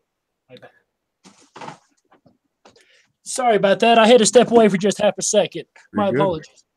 All We're right. all So still here. good deal. Let me ask you this. You mentioned the shifting formula. Could you explain to us exactly, or as much as you can, what the shifting formula is, and maybe we can try it? Yeah, I'd love for you guys to do it. Experiment with it. I'll give you everything in detail as best I can. But I got to tell you, I've narrowed it down to just a thought. You know, that's what I've gotten it down to. Like and it's not there yet. It's not, that doesn't work completely. Because the emotion's got to be there with it. And I need to build up that emotion. Now, the first thing I do is I'll have a thought. Now, like I said, it only has to be your heart. It could be, you could be walking by something and see something and go, oh, that looks nice. And if you feel, you feel it here, yeah, build on that. That's because you got to line up your head with your heart. And I wasn't doing that. Every time I kept failing, it was, I want to do. It had nothing to do with my heart. And I don't know, reading something or coming across something put that in perspective for me. And I said, you know what? I don't want to run a casino and run it properly. I want to run a business and run it properly. I want it to be done right. And that's what I did. I took that and I said that verbally, and I realized saying I want to run a casino was not lined up with my heart, because that was just too descriptive. I wanted to run a business. Could have been any business as long as I understood it.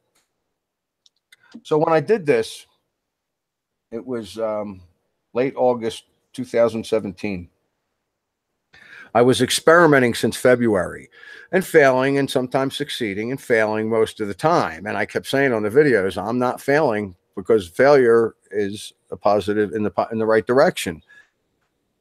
And I kept stating that. And I didn't realize that was part of me creating. That was part of me getting this stuff done properly. So I lined my thoughts up with what I desire with my heart. And if it feels right, I go with it.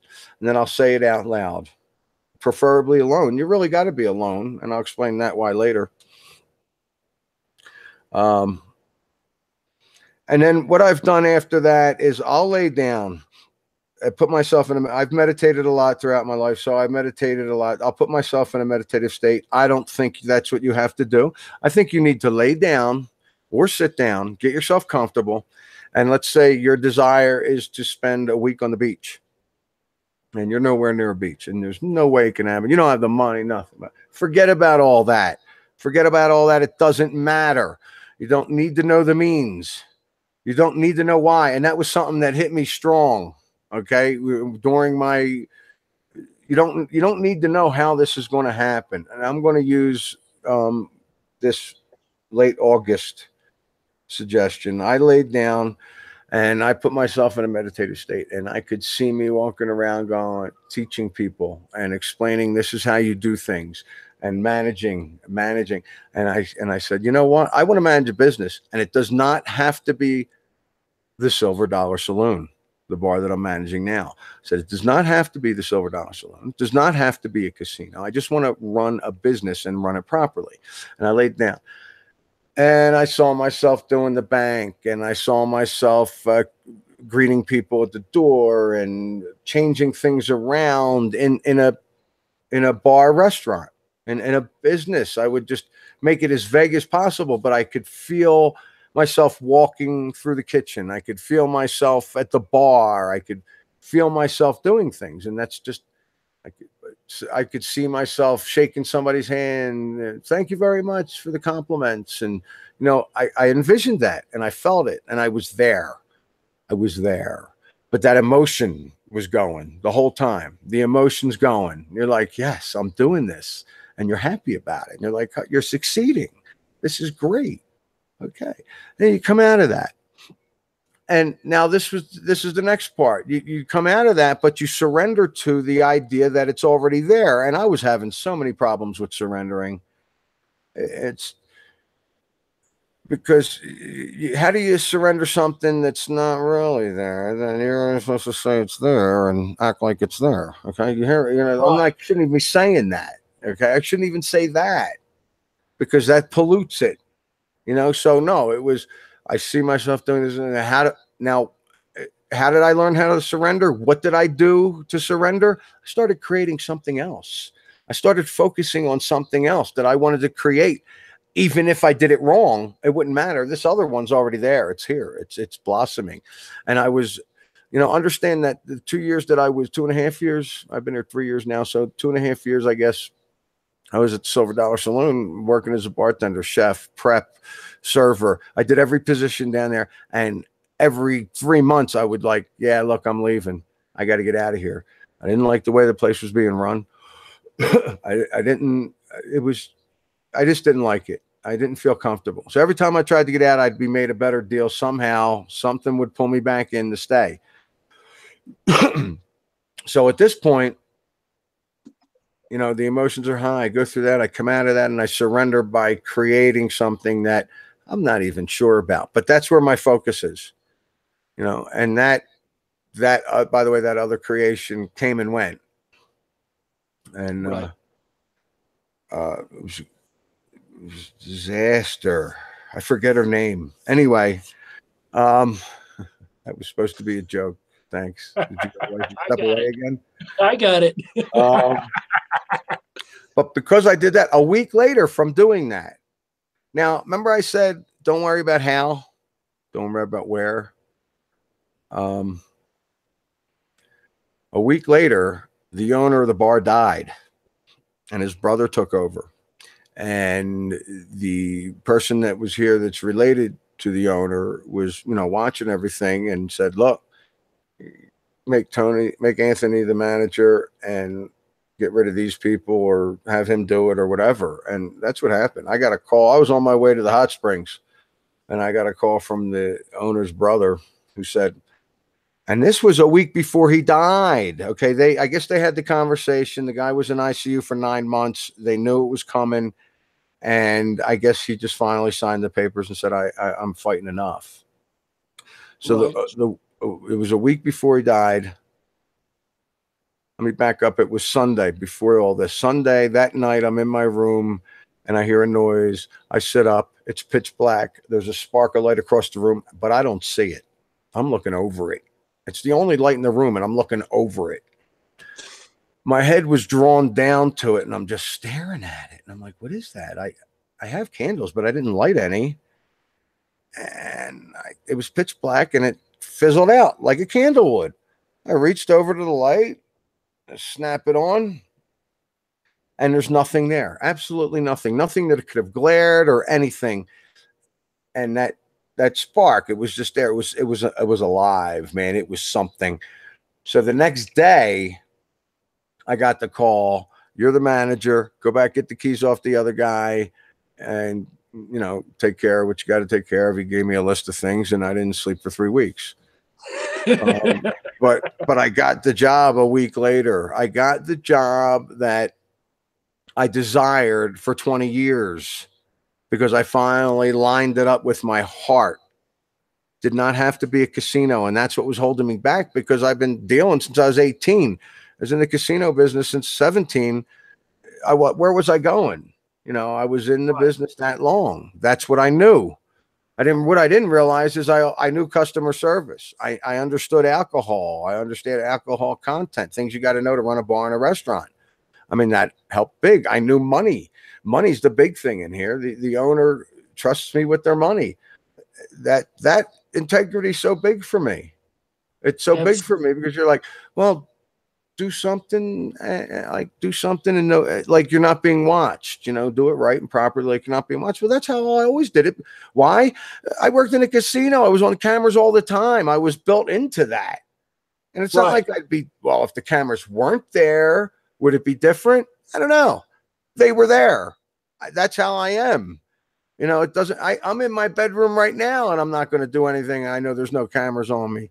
There's a camera on me right there. What am I talking about? Here's looking at you, kid. Yeah, right. So, but after you see, now the important thing was surrendering. Once you get that, now the next thing to do is not tell anybody. You need to keep it to yourself. Once you tell one person, their doubt is going to pollute your creation and it's not going to get done. And it might not be anything they did. It could be simply you thinking about they don't believe me. They don't believe me. That's it. Your creation's done. You don't want any doubt. When you create it and you go through all that, you're done. It's there. That's why I say surrendering, go to the next creation. I don't care if you think it's something that's not going to work. If you're focusing on it and concentrating on it, that other one's taken care of. It's done.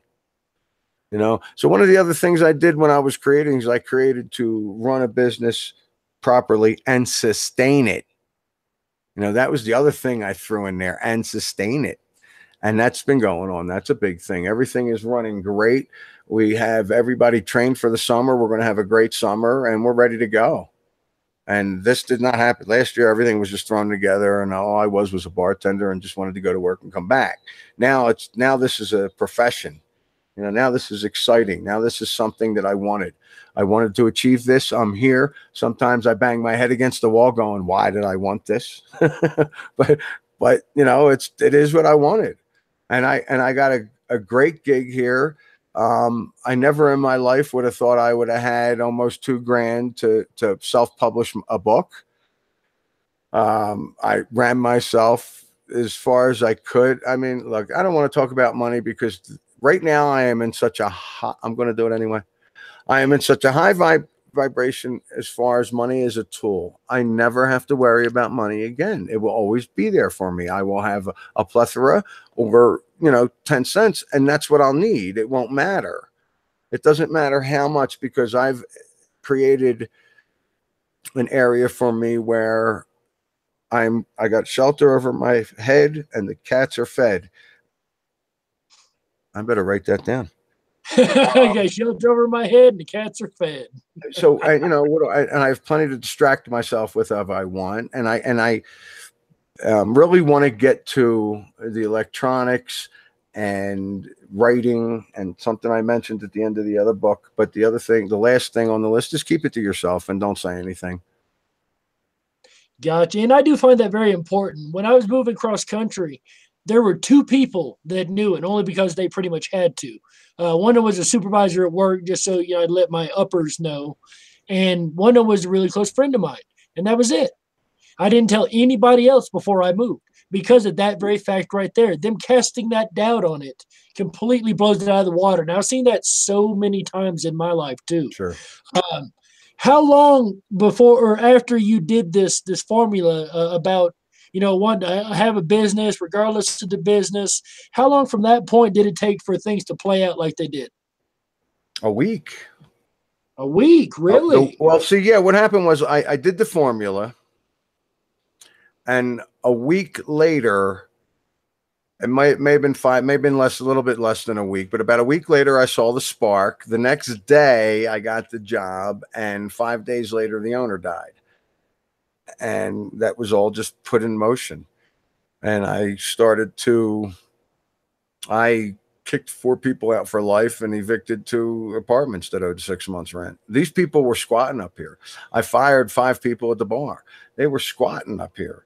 They were living upstairs in the apartments for nothing because that's what the other manager was letting them do because he figured he couldn't get anybody to work for him. Right. Probably couldn't the way he was doing things. But, it bothered me because I was the only one up here paying rent. And I couldn't get in the shower when I needed to get in the shower. I couldn't wash my clothes when I needed to wash my clothes. I mean, it was just getting ridiculous. Right. So, cats are people too, Bob. Cats are smarter than people. Oh yeah. Captain. Oh, no doubt. Well, I'm gonna change my question. You say you're working on a book 2 now. Have you just started? How far along are you on that? The second book, basically, all I did was I figured, well, I had some things I wanted to say about the first book.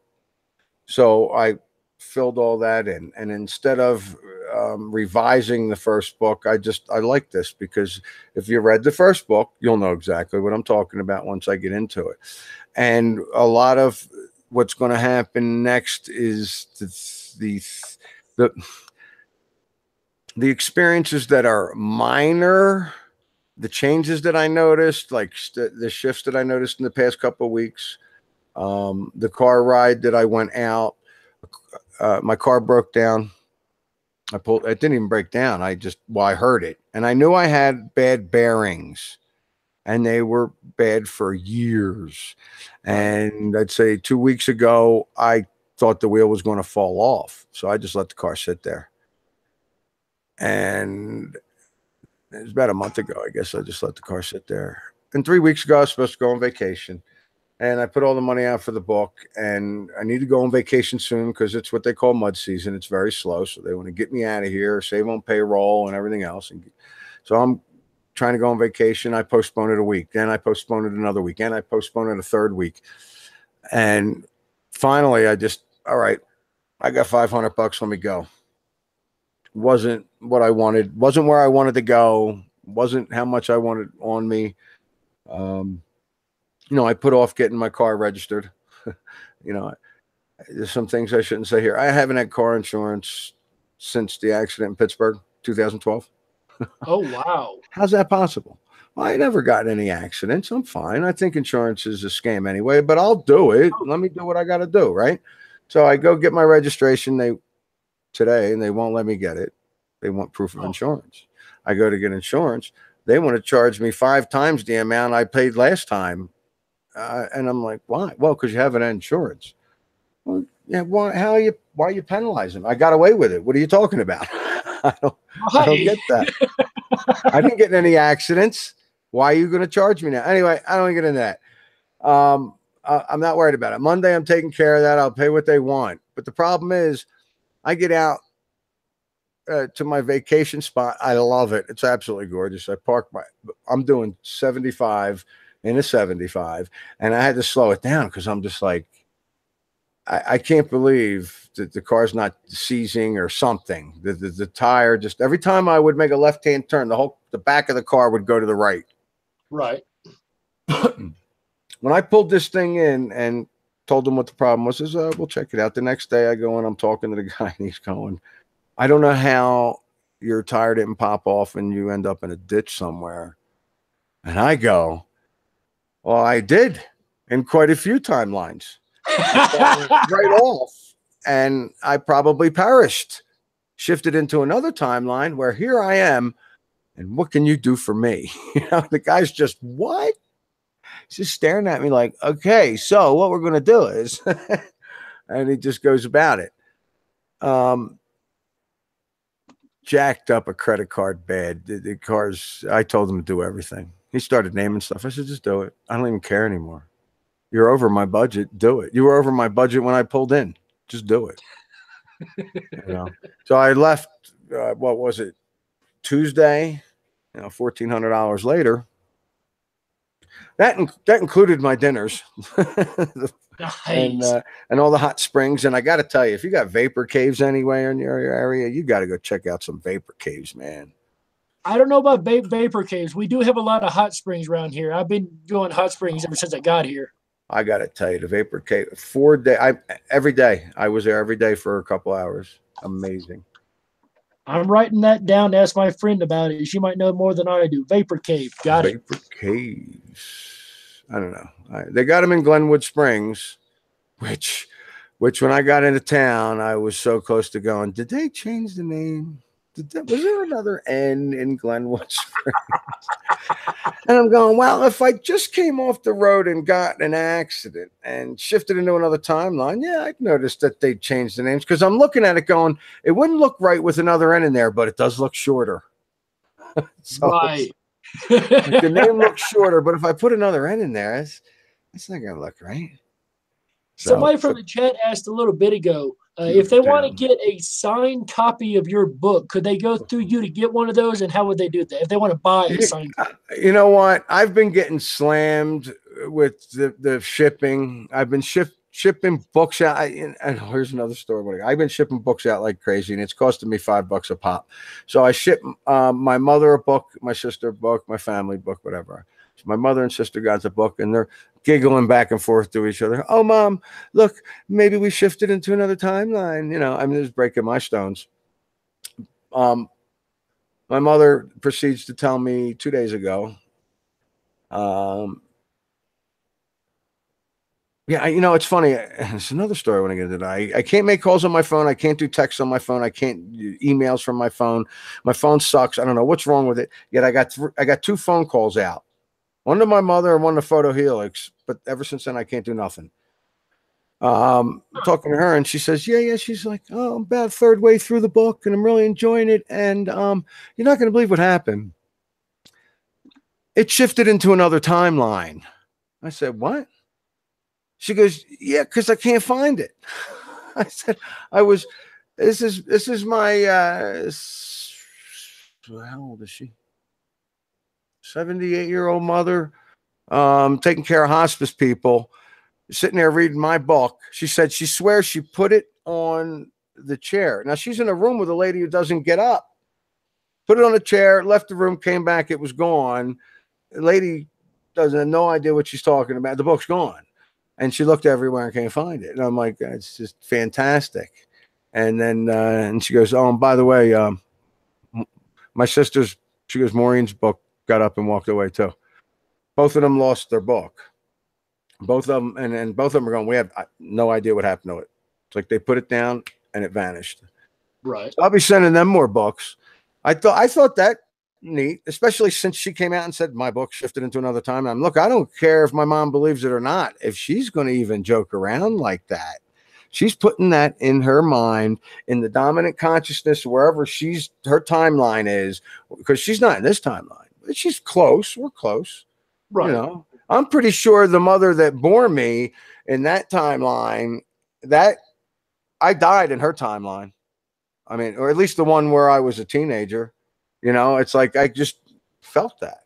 You know, the one that's here is no, she's strong, she's good, she's fine. But where her dominant consciousness is, you know, I don't know how far along she is. So even if she's talking about it now, she's going to pick it up.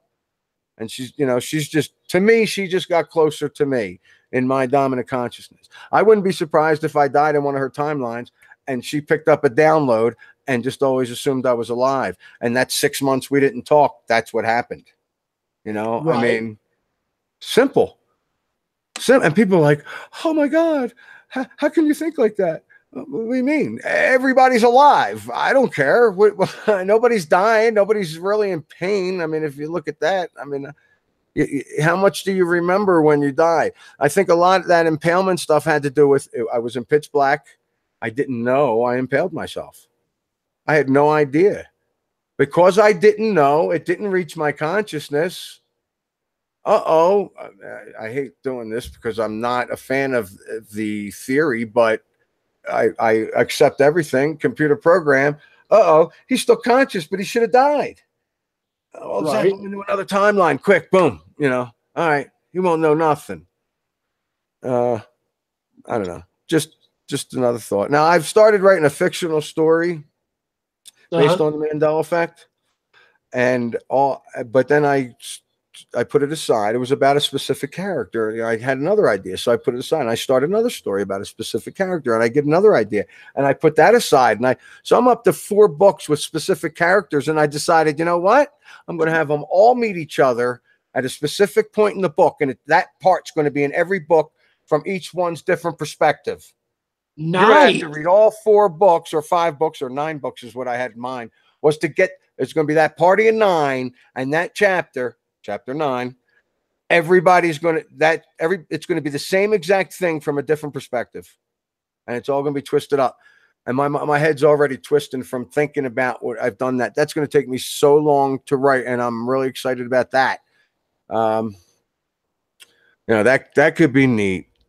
I don't know. We'll see how that goes. Now that I mentioned it, I got to get it done. But I've been telling you, I've been really thinking about publishing my Paul is Dead book. I have a 100,000 word book that proves Paul McCartney died before the first album. I've heard of this theory, and I've looked in and studied that, and that's really intriguing too. I'm on the fence on it. I'm not going to make any decisions on it, but I don't want to get too far off topic because we get to Paul McCartney. We'll talk once the Mandela effect hit me, I put that book down. I stopped writing it. As a matter of fact, I finished editing. I was cleaning it up. I had to dissect a Ringo Starr album or 2, and then I would have been done. And then Paul came out with another album. I'm like, great, I got to go dissect that now because I know he did it. And of course he did. There's 3 songs on that have clues that he died on it.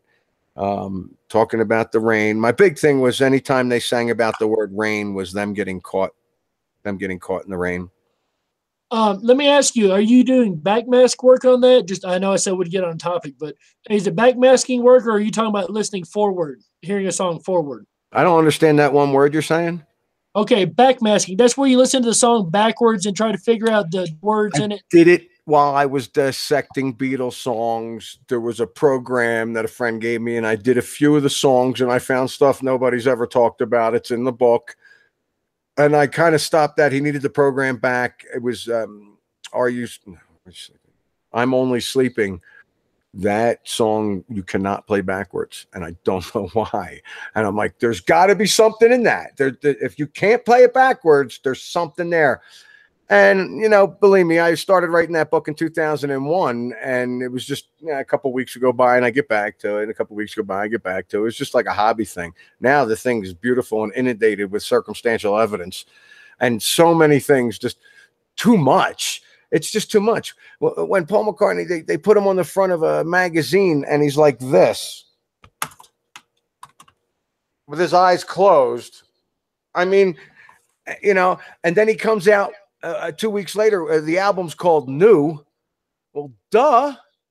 I mean, it's pretty obvious if you lay that thing on its side, he's in a coffin and he's dead. And this is the new McCartney. There could be 9 McCartneys, 10 McCartney. I think there's probably 9. I think this is the 9th one. I didn't get into that in my book. I didn't bother getting in it. I think there was, including the original, 1, 2, 3 Beatle Pauls, or that last one did some of the early solo stuff. And then you get a new one right around Flowers in the Dirt. Right. And then, you know, it's like I was picking out, and I'm like, well, that's obvious to me. You know, to me, I studied up on them so much that, you know, I stare at MACCA. I'm like, wait a minute. Was it McCartney? And it bothers me. It's like the upside down red yield sign. When I see it, I'm like, it just bothers the hell out of me. And when I look at McCartney, it's just like, I'm like, I don't know. I swear it was just MCC, but it's like those memories that I picked up from another timeline. It's like I have memories of my past that didn't happen. It's like looking at this MACC thing. When I wrote it down, I'm like, it's like, this is like a memory that shouldn't be mine. You know, it's like, so I don't bother with saying that's a Mandela effect or the spelling change. I've heard people talk about it. I can't. I'm too close to it. I'm too close to it to where for me it's MCC. But guess what? Same thing as McDonald's. It's so you had the Mac at one time. McCartney's name looks modern. Right. You had the McDonald's Mac at one time, right? Were you one of those people that remembers Mac? I just explained I refuse to try and believe it because it bothers me. Gotcha. I have a vague memory that I don't think is my memory of it being Mac. I don't know how else to explain it. I sound like a nutcase. No, you I'm don't. not worried about sounding like a nutcase. I think that's pretty obvious. But yeah, with the Paul thing, 9 Pauls. This book is beautiful, and with this publisher, what I wanted to do was made to order books and number them, and I was only going to do 99. So and I was just going to, the first book sold 2 of 99, because of course I'd get number 1. Next book sold, I get the money, I'll send it to the publisher, boom, and it'll come out hardback book. It's going to be expensive. I mean, it's a 100,000 word book. I'm going to make it a hardback book. It's called When the Rain Comes, with blood dripping off it and a black background. I mean, yeah, it's pretty badass. I love it. I love what I got going on in here for it. I've edited that thing so many times, and I really want to get that out, but I don't know who'd be interested in it, and it would be expensive, and I'd have to hold on to them myself and mail them out that way. And how many do I make? I don't want to make 100 of those books. Right. I'm not putting out the money for 100 hardback, 100,000 word books. But I really want to get it published. So I was thinking maybe I'll get like 5 published, and mark them up. How many do I want though? Because I do want to number them. I do want to know, and 9 is a big number in that whole ordeal. Number 9. So, I want that. That's why I thought 99, and I wanted to write it on there like the White Album, like they had that number, everyone numbered. All the Well, let me stop you right there. I was thinking about just numbering them. Maybe not go one of 9, just number them 1, 2, 3, 4, 5. 001, 002, 003. And if I'm doing it made to order, the book's out. I won't be making much, if anything, because it's already going to be expensive. I'm not going to be able to pump up the price on that. But I think a lot of people be interested in the things I found since 2001, sitting there in the dark in my underwear and listening to shit backwards and going, oh my God, and leaving the room for 2 weeks. I wouldn't even go back in that room, with listening to some of that stuff, because some of it was just bloody, Paul is bloody backwards and shit. And I'm like, whoa. Right.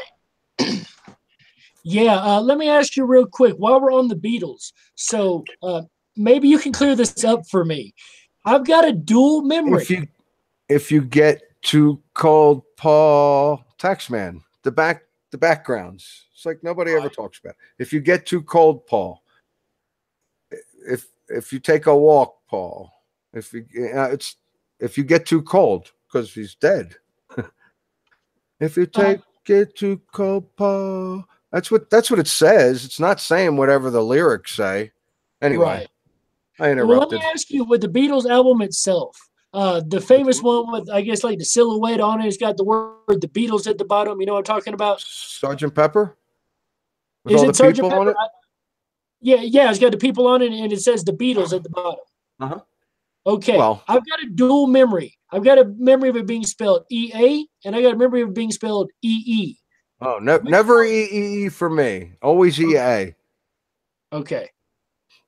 I've got a dual memory on that. I don't get those very often, but that one kind of like got me. And I'd been thinking about that when I got your book, and you start out with the Beatles, and I was like, whoa, no way, synchronicity. Nice. Yeah, I'd really like to get that book out. I got to figure out how to talk to some publishers, the one down the street, maybe. I don't, because having it shipped up here would be a ton. But if somebody wanted to get a signed book, honestly, what do you do? I mean, yeah, you can email me your mailing address, but I got to charge you for shipping. And I just don't know when you'll get it. I just don't have a lot of time, to get to I go to the post office. I go to the post office at least once a week, but it's to do other things with the bar and stuff. So it's not like I can't get there, but they're wanting to buy the book signed copy. So they want more. They'll pay you shipping, I'm sure, but they want to give you All right, the. so if they get the book off of me, because it cost me quite a penny to ship all them books, I have to divide that. So it's so say 550. It's going to be 550. It's 550 shipping down there in Florida anyway. I'm trying. What would make it worth it to me? I don't know. What do you want to send me? I mean, you're going to have to buy the book off me too. I bought all the books. I just realized this. I didn't know this, but all the books are mine. I bought them all. I bought all my books, and that's what I didn't really understand. And you're just buying them back off of me, and the publishing company is making money off it, a certain amount each book, and plus the shipping. So if you bought 5 books, they're going to charge you $28 for shipping, or whatever. This person said they'll pay double for it. Tanya over in the chat's the one asking about it. All right, I'll tell you what. Let's be fair. I started selling these books at $22.22. I dropped it down to $20 at the bar and $17 online. Then I dropped it down to $14 online, and now it's down to $8.50 online. You send me $20, I'll send you a signed copy. Is that fair, or is that that's not fair? That sounds like a fair one to me. We'll see what comes up. Is that fair? If they think it's fair, we'll go with that. That sounds fair to me. I like it. They have. Yeah, I think they'll go with that. They really want this book. This whole show. It's $20 fair.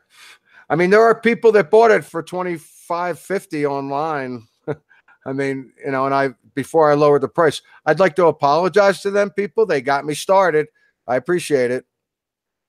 You can send 40. I'll sign it twice. If you send 40, I'll send you 2 books.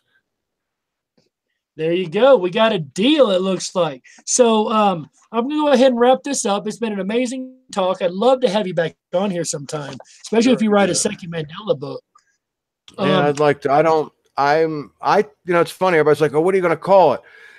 Mind across matter or mind around matter? But I'm like, no, I'm going to go probably, it's hard to say because at first it started out with truth beyond belief, but it should be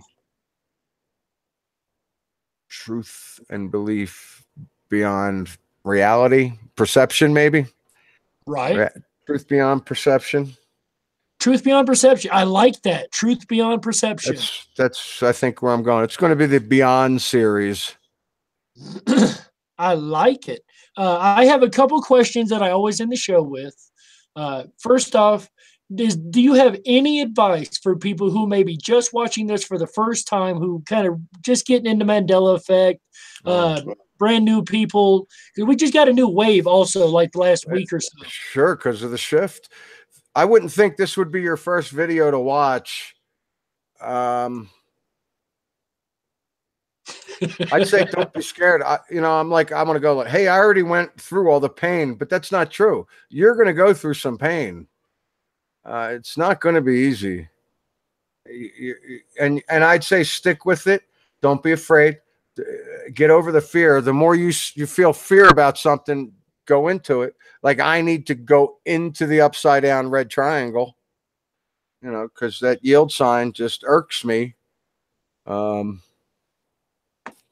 not many people I come across that say upside down red triangle.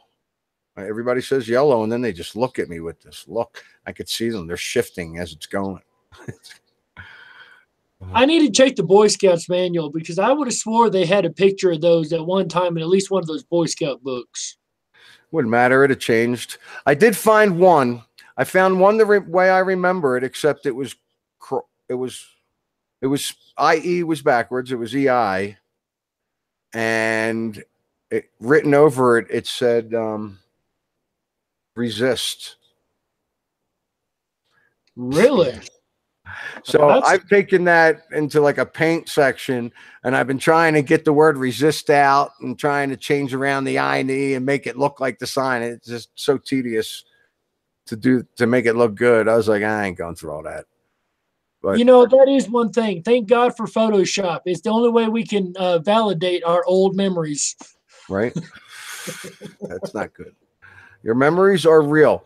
I invite everybody to go check out the Mandela Effect site. She puts up every couple of months or so, she puts up an article, maybe tests things that she's found or whatever, Fiona Broom, or if it's not a real person, whoever's doing it. I think she's real. I resonate with that. I don't know. No, she told me straight up front in 2015 she wouldn't be doing interviews. So, Oh, really? oh yeah. I And know I've she asked don't her. like the I've asked limelight. her, and I had a great dialogue on that site. I know she don't like the spotlight too much. She told me I had more comments than anybody else on that site. I believe it. You go in, you look at Anthony, and I was practically 162 comments, I think, before I stopped. Gotcha. And is there anything that we didn't cover that you would like to add in for people? Yeah, but I'm not going to remember now. I just, it's more with the newer people. I would say, go ahead, check out the Mandela Effects. Don't get stuck in it, okay? Because I am. I mean, I'm as much as I try and get away from it. Now, this past week I have, and I did want to get into that, but running out of time. But I unplugged. When I left my room, the phone stayed in the room. When I sat down at a restaurant, I sat there at the restaurant. I didn't get on my phone. I didn't have it. I tried to a couple of times, but I would just sit there, and you wouldn't believe how much you're missing. Okay. I'm going to get to the point where I'm leaving my phone at home or only have it when I'm working, because you don't need it. And you need to get away from it. You're being programmed. Something else I want people to check out is this whole blue light thing. We used to have a yellow sun, and we used to have yellow lights. Now we all have LED lights. I don't understand this term, but it's a blue light, and the blue light keeps you awake.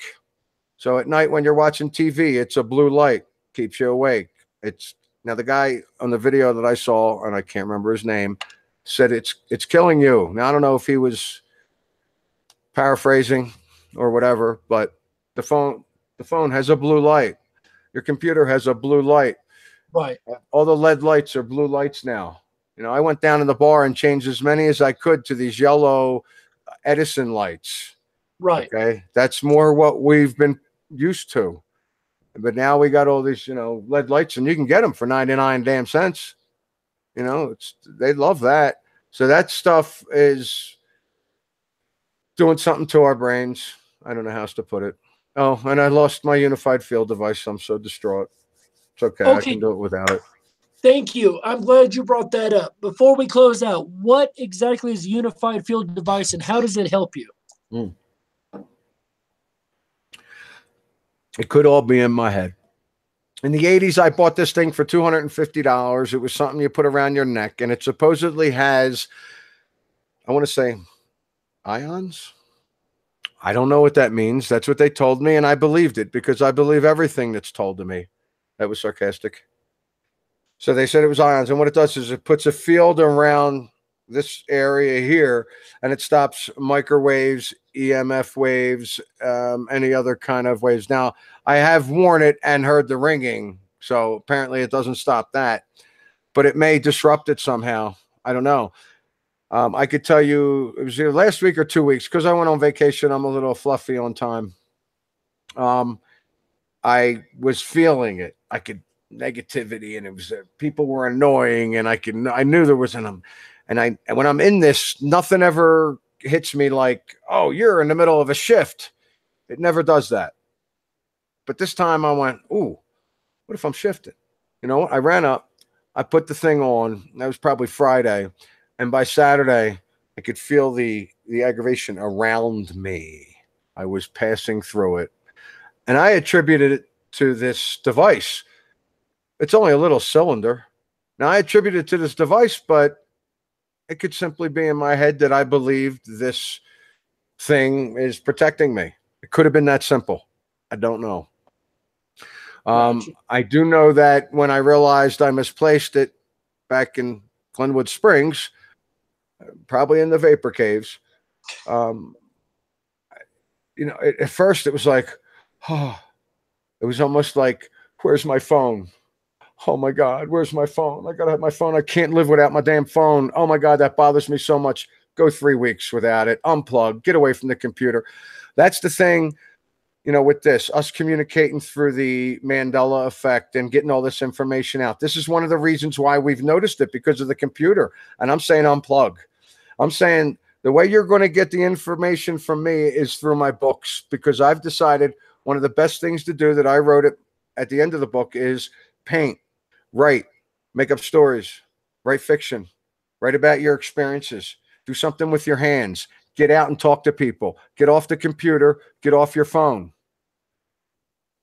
These are things you have to do. We have to do it. These things are actually, okay, you could say killing us, but they're taking away whatever it is physical, whatever is human.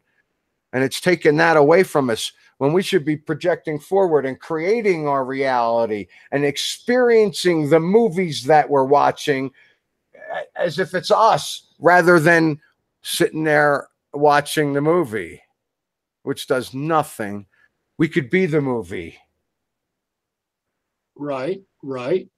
You bring up such a great point there with that. How we get, or I say people tend to get lost in the TVs and just zoned out and don't really think or co-creating what they're watching, because they're not aware that they're creating. True. And you watch TV and you're going to create what you think you want when that's not what you want. Your mind's been polluted by just checking the news. The news. I got this from Crow 777, or maybe a guest on his show. The news, North, N-E, East, W, West, S, South. They're pulling you in every direction. So, and that's not what you want. You need to focus and shift. And eventually it's going to come to just do it. And I've done it a few times, and that's what bothers me. I'm like, oh my God, I run into this person, bad news, bad story. Oh my God, you know what? I ain't dealing with this crap. I walk away and I go, wait a minute. Just shift out of it. Just shift out. Shift. Turn around, walk back, not a minute later. And it's like, oh, here it is. Oh my God, everything's fine. Like, what? That's impossible. Right. But it happened. And it was a coincidence, and that's fine. Whatever. I didn't walk around the rest of the day with a headache. I mean, it became that simple. When I think, oh my God, don't get this aggravated because of that, I could just shift and fix that. If you can do that, if I can do that, and if we can do that, even as a collective, we don't have to even be near TV. We can shift away from that and say that is a distraction. The TVs are a distraction. They're killing us. We don't need to watch it. As soon as I get off here, I'm going to watch Men in Black. I rarely watch I'm TV. going to sit down with a pipe and watch Men in Black. I rarely watch TV anymore. I will check stuff on the net. Don't get me wrong. I'm a computer junkie. But as far as TV goes, unless I'm at somebody's house where they're watching it, I don't even have one in my room. I won't do it. That's good. And but I think video games are just as bad, if not worse. Sometimes it sounds like I'm slurring. It's the echo. High five. So. Yeah, the video games are programming even higher. I think on an even more. I think so too. I agree. Shit, that's worse. You're just sitting there and your emotions are involved. I guess your emotions are involved when it's a movie, but your emotions involved because you're almost interacting. But that's not you. And on top of that, you're killing people. Man, I never even thought about some of this stuff. You bring some really great points I had never considered. You're writing this stuff down. Because when I do this, I did this in my head for 3 days, never wrote anything down, and I was coming up with some mind-blowing stuff. And I'm like, oh, I got to get back to the hotel and write that down. I get back to the hotel, and I'm like, I have no idea what I just thought. No idea. Yep. I keep a notebook on me as much as I can. This second or third one I filled up almost already. One more question I wanted to ask you before we get going here. Do you think there are certain times of the year that we get major shifts opposed to smaller shifts? Yeah, I've seen September. September, and it goes into October, and it's associated with the full moons, especially if they have one of those full moons, rose moon, cat moon, whatever. Right. Once it comes up one of those, yeah, I think that's the best time to stay away from the TV because there's going to be a shooting. And not for nothing, but I haven't watched anything. So if nothing has happened within the last 2 weeks violent like that, I expect it soon. You know, but I don't listen to people. Violent thing happened today. Excuse me? There was a very violent incident that occurred in Texas today. I don't even want to know. No, I wasn't going to go in detail. Just there was an incident. See, and I'm telling you right now, is there a full moon coming up? I don't know, but I've been working the moon theory myself. I think we are coming up on a full one, if I'm not mistaken. Full moon. What month are we in? May. The other month that you mentioned about the that's what I was trying to get to with that question. January, March. It's actually March. March would be the other month that I was looking at. Full moon March? Tuesday. May 29th. Okay, today is 18th. Okay, so you got a week and 3 days, and they put up a false flag. This gives us all a week to marinate the negativity, and then boom. Now, the full moon thing might be part of the natural shift. That might be why they do that. Now, in May and September, they may be doing it. It may be a mass force shift, so I'm not sure how much goes on there. But if these shifts, if the major shifts are natural, then yeah, they're going to put out false flags right before them. And they know when they're doing it. That's to keep everybody down so they can keep control. Right. Makes perfect sense. And that goes back to the emotion, and yeah, it all makes sense. So I'd say 2 weeks before the full moon, unplug, stay away from it. Give it 3 days after the full moon, plug back in. We all say hi to each other again and find out what we learned. Now, would that stop us from seeing Mandela effects? If that's the case, I wouldn't want to do it. I don't want to stop seeing these things. I don't want the veil to be put back over my head. You know, but if I'm creating and I'm aware I'm creating and eventually I can shift back and forth through time, I'm sure I'm going to come back and see you. You've already talked to me before this interview, didn't you? Do what? You've already talked to me before this interview, didn't you? 3 times. Future me. Oh, nice. Yeah, I'm sure something will keep me away if that's the case, or not, and it's just another timeline. I've really got to do a lot more research. You've given me like 3 or 4 more research paths now that I never even considered, so I appreciate it. Finally, last but not shame we're going. The lighting's getting pretty cool in here. Yeah. Oh, by the way, I got those yellow bulbs too. Oh, the other one's good. Yeah, I got a bunch of light LEDs over here that are changing colors constantly. I'm sure that's doing wonders for me. Nice. Well, I do that for the cats. I give them lights. When I leave the room, they listen to crickets under Mozart. So. Oh, I love listening to Mozart and classical music when I'm thinking. I love doing that. Yeah. Mozart while I do payroll. Mozart, Tchaikovsky, Beethoven, all of them. Yep. Finally, where can people get a hold of you or see your work? You want to go to my website, my YouTube page. I would say if you wanted to start from the beginning, if you give me a quick sec, I could actually give you the exact video if you wanted. I started redoing my first, say, 15 videos. And because they were only 5 minutes long when I started, 7 minutes long. I kept them short because I thought that it would keep people's attention instead of me just rambling on for a half hour. Then I discovered a lot of people thought I was a phony because I wouldn't do a video over 10 minutes because they think, yeah, they reject him. He's not allowed. And I'm like, I don't know what they're talking about. I'm just trying to keep them short. So then I started to make them longer, and I went back to the very first 5-6 videos, and I put them all together and put it out as one video. And I explained right away that, hey, look, I really was on the Earth is flat bandwagon here, and we really don't know what it is. And you could sit here and say it's flat all you want, but you don't know. But this is where I was. This is where I was in my growth, and I'm sitting there running around going, yeah, it's flat. You're an idiot. I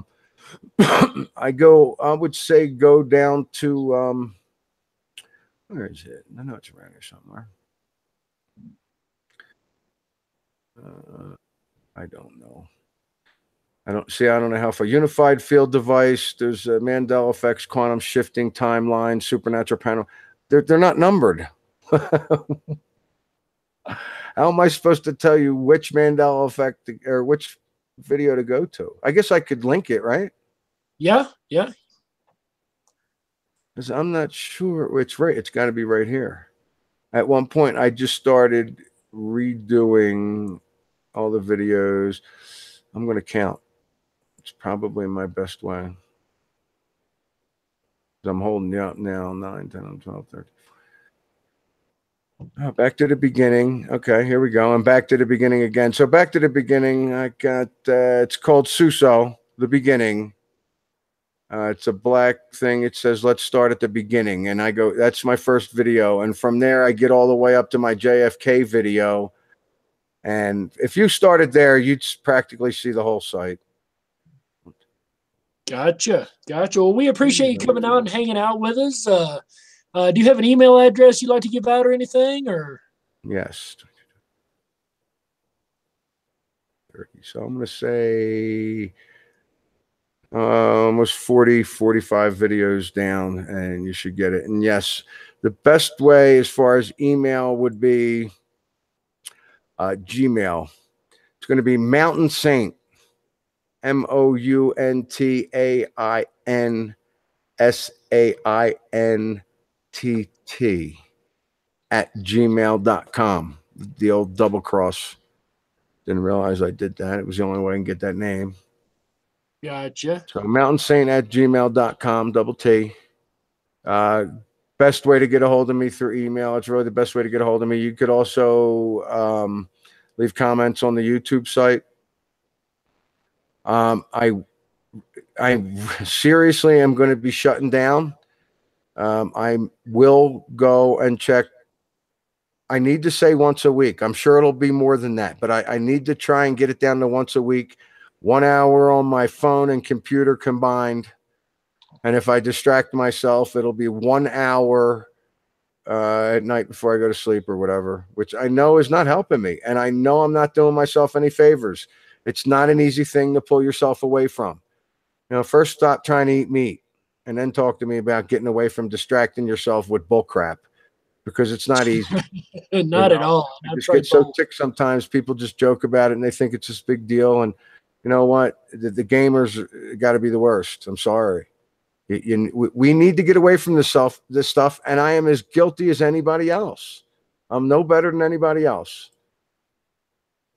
And I like that. I've ranted. Yeah, I'm just as bad as anybody else is. I'm no better. I'm no different. I like that.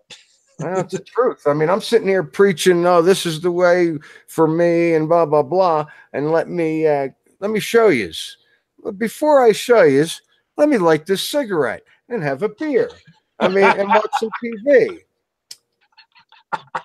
Because, and I really got to it when I was away. I really started to feel it. No phone, no computer, no nothing. The phone I tried. Listen, the phone stinks. I got a brand new phone. I got the best one, and every time I try and do something, it's memory is full. What are you talking about? I deleted every video, every picture, everything I've put on the thing since it worked before, and you're still telling me the memory's full, and it won't send out text, and it won't let me make a call. I mean, this thing's glitching all over the place. I don't take that as a coincidence.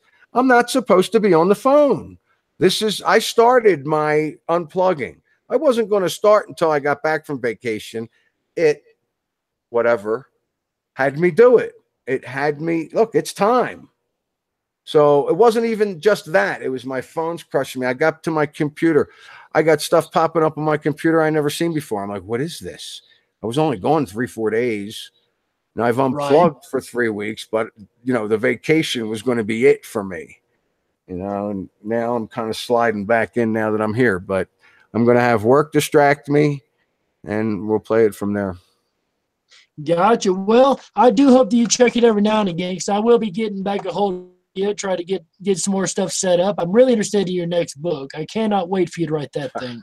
I'm enjoying it now, and that's the thing. I'm writing. Instead of going to do videos, I'm writing. I do have another video I want to put out, but to me, it's a lot of junk.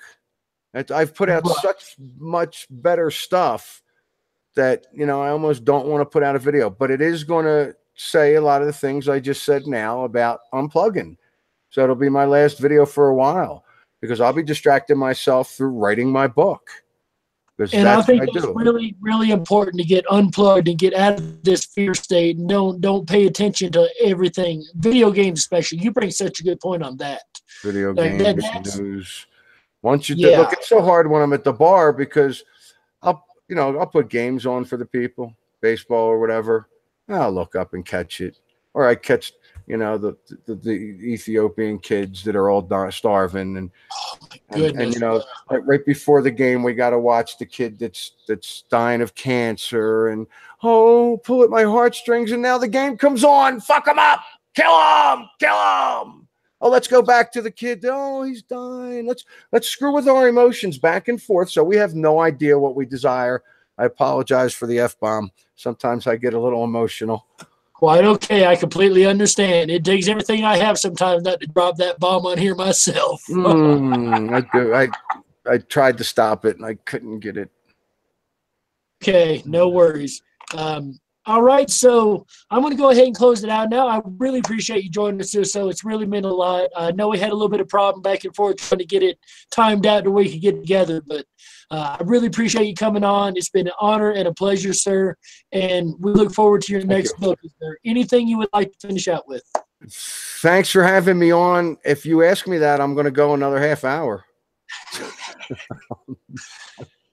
All right, so let's go. No, we're good.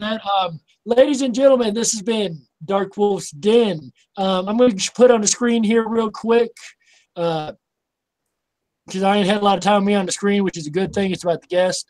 But right here's the site where you can find his book if you're wanting to buy it through the online, or he's got an email, as you just heard, but he will be slow checking email. So if you want a little bit quicker, here's a way to get it. If you want to take your time, email him, get it through him. That's about all I've really got. So, ladies and gentlemen, this has been Dark Wolf's Den. I am Dark Wolf, and that has been Susso hanging out with us. We really appreciate everybody being here. And Susso, hang on the line real quick. I want to talk to you just another minute or two before I go. And ladies and gentlemen, remember always, stay awake, but dare to dream. Bye, everybody.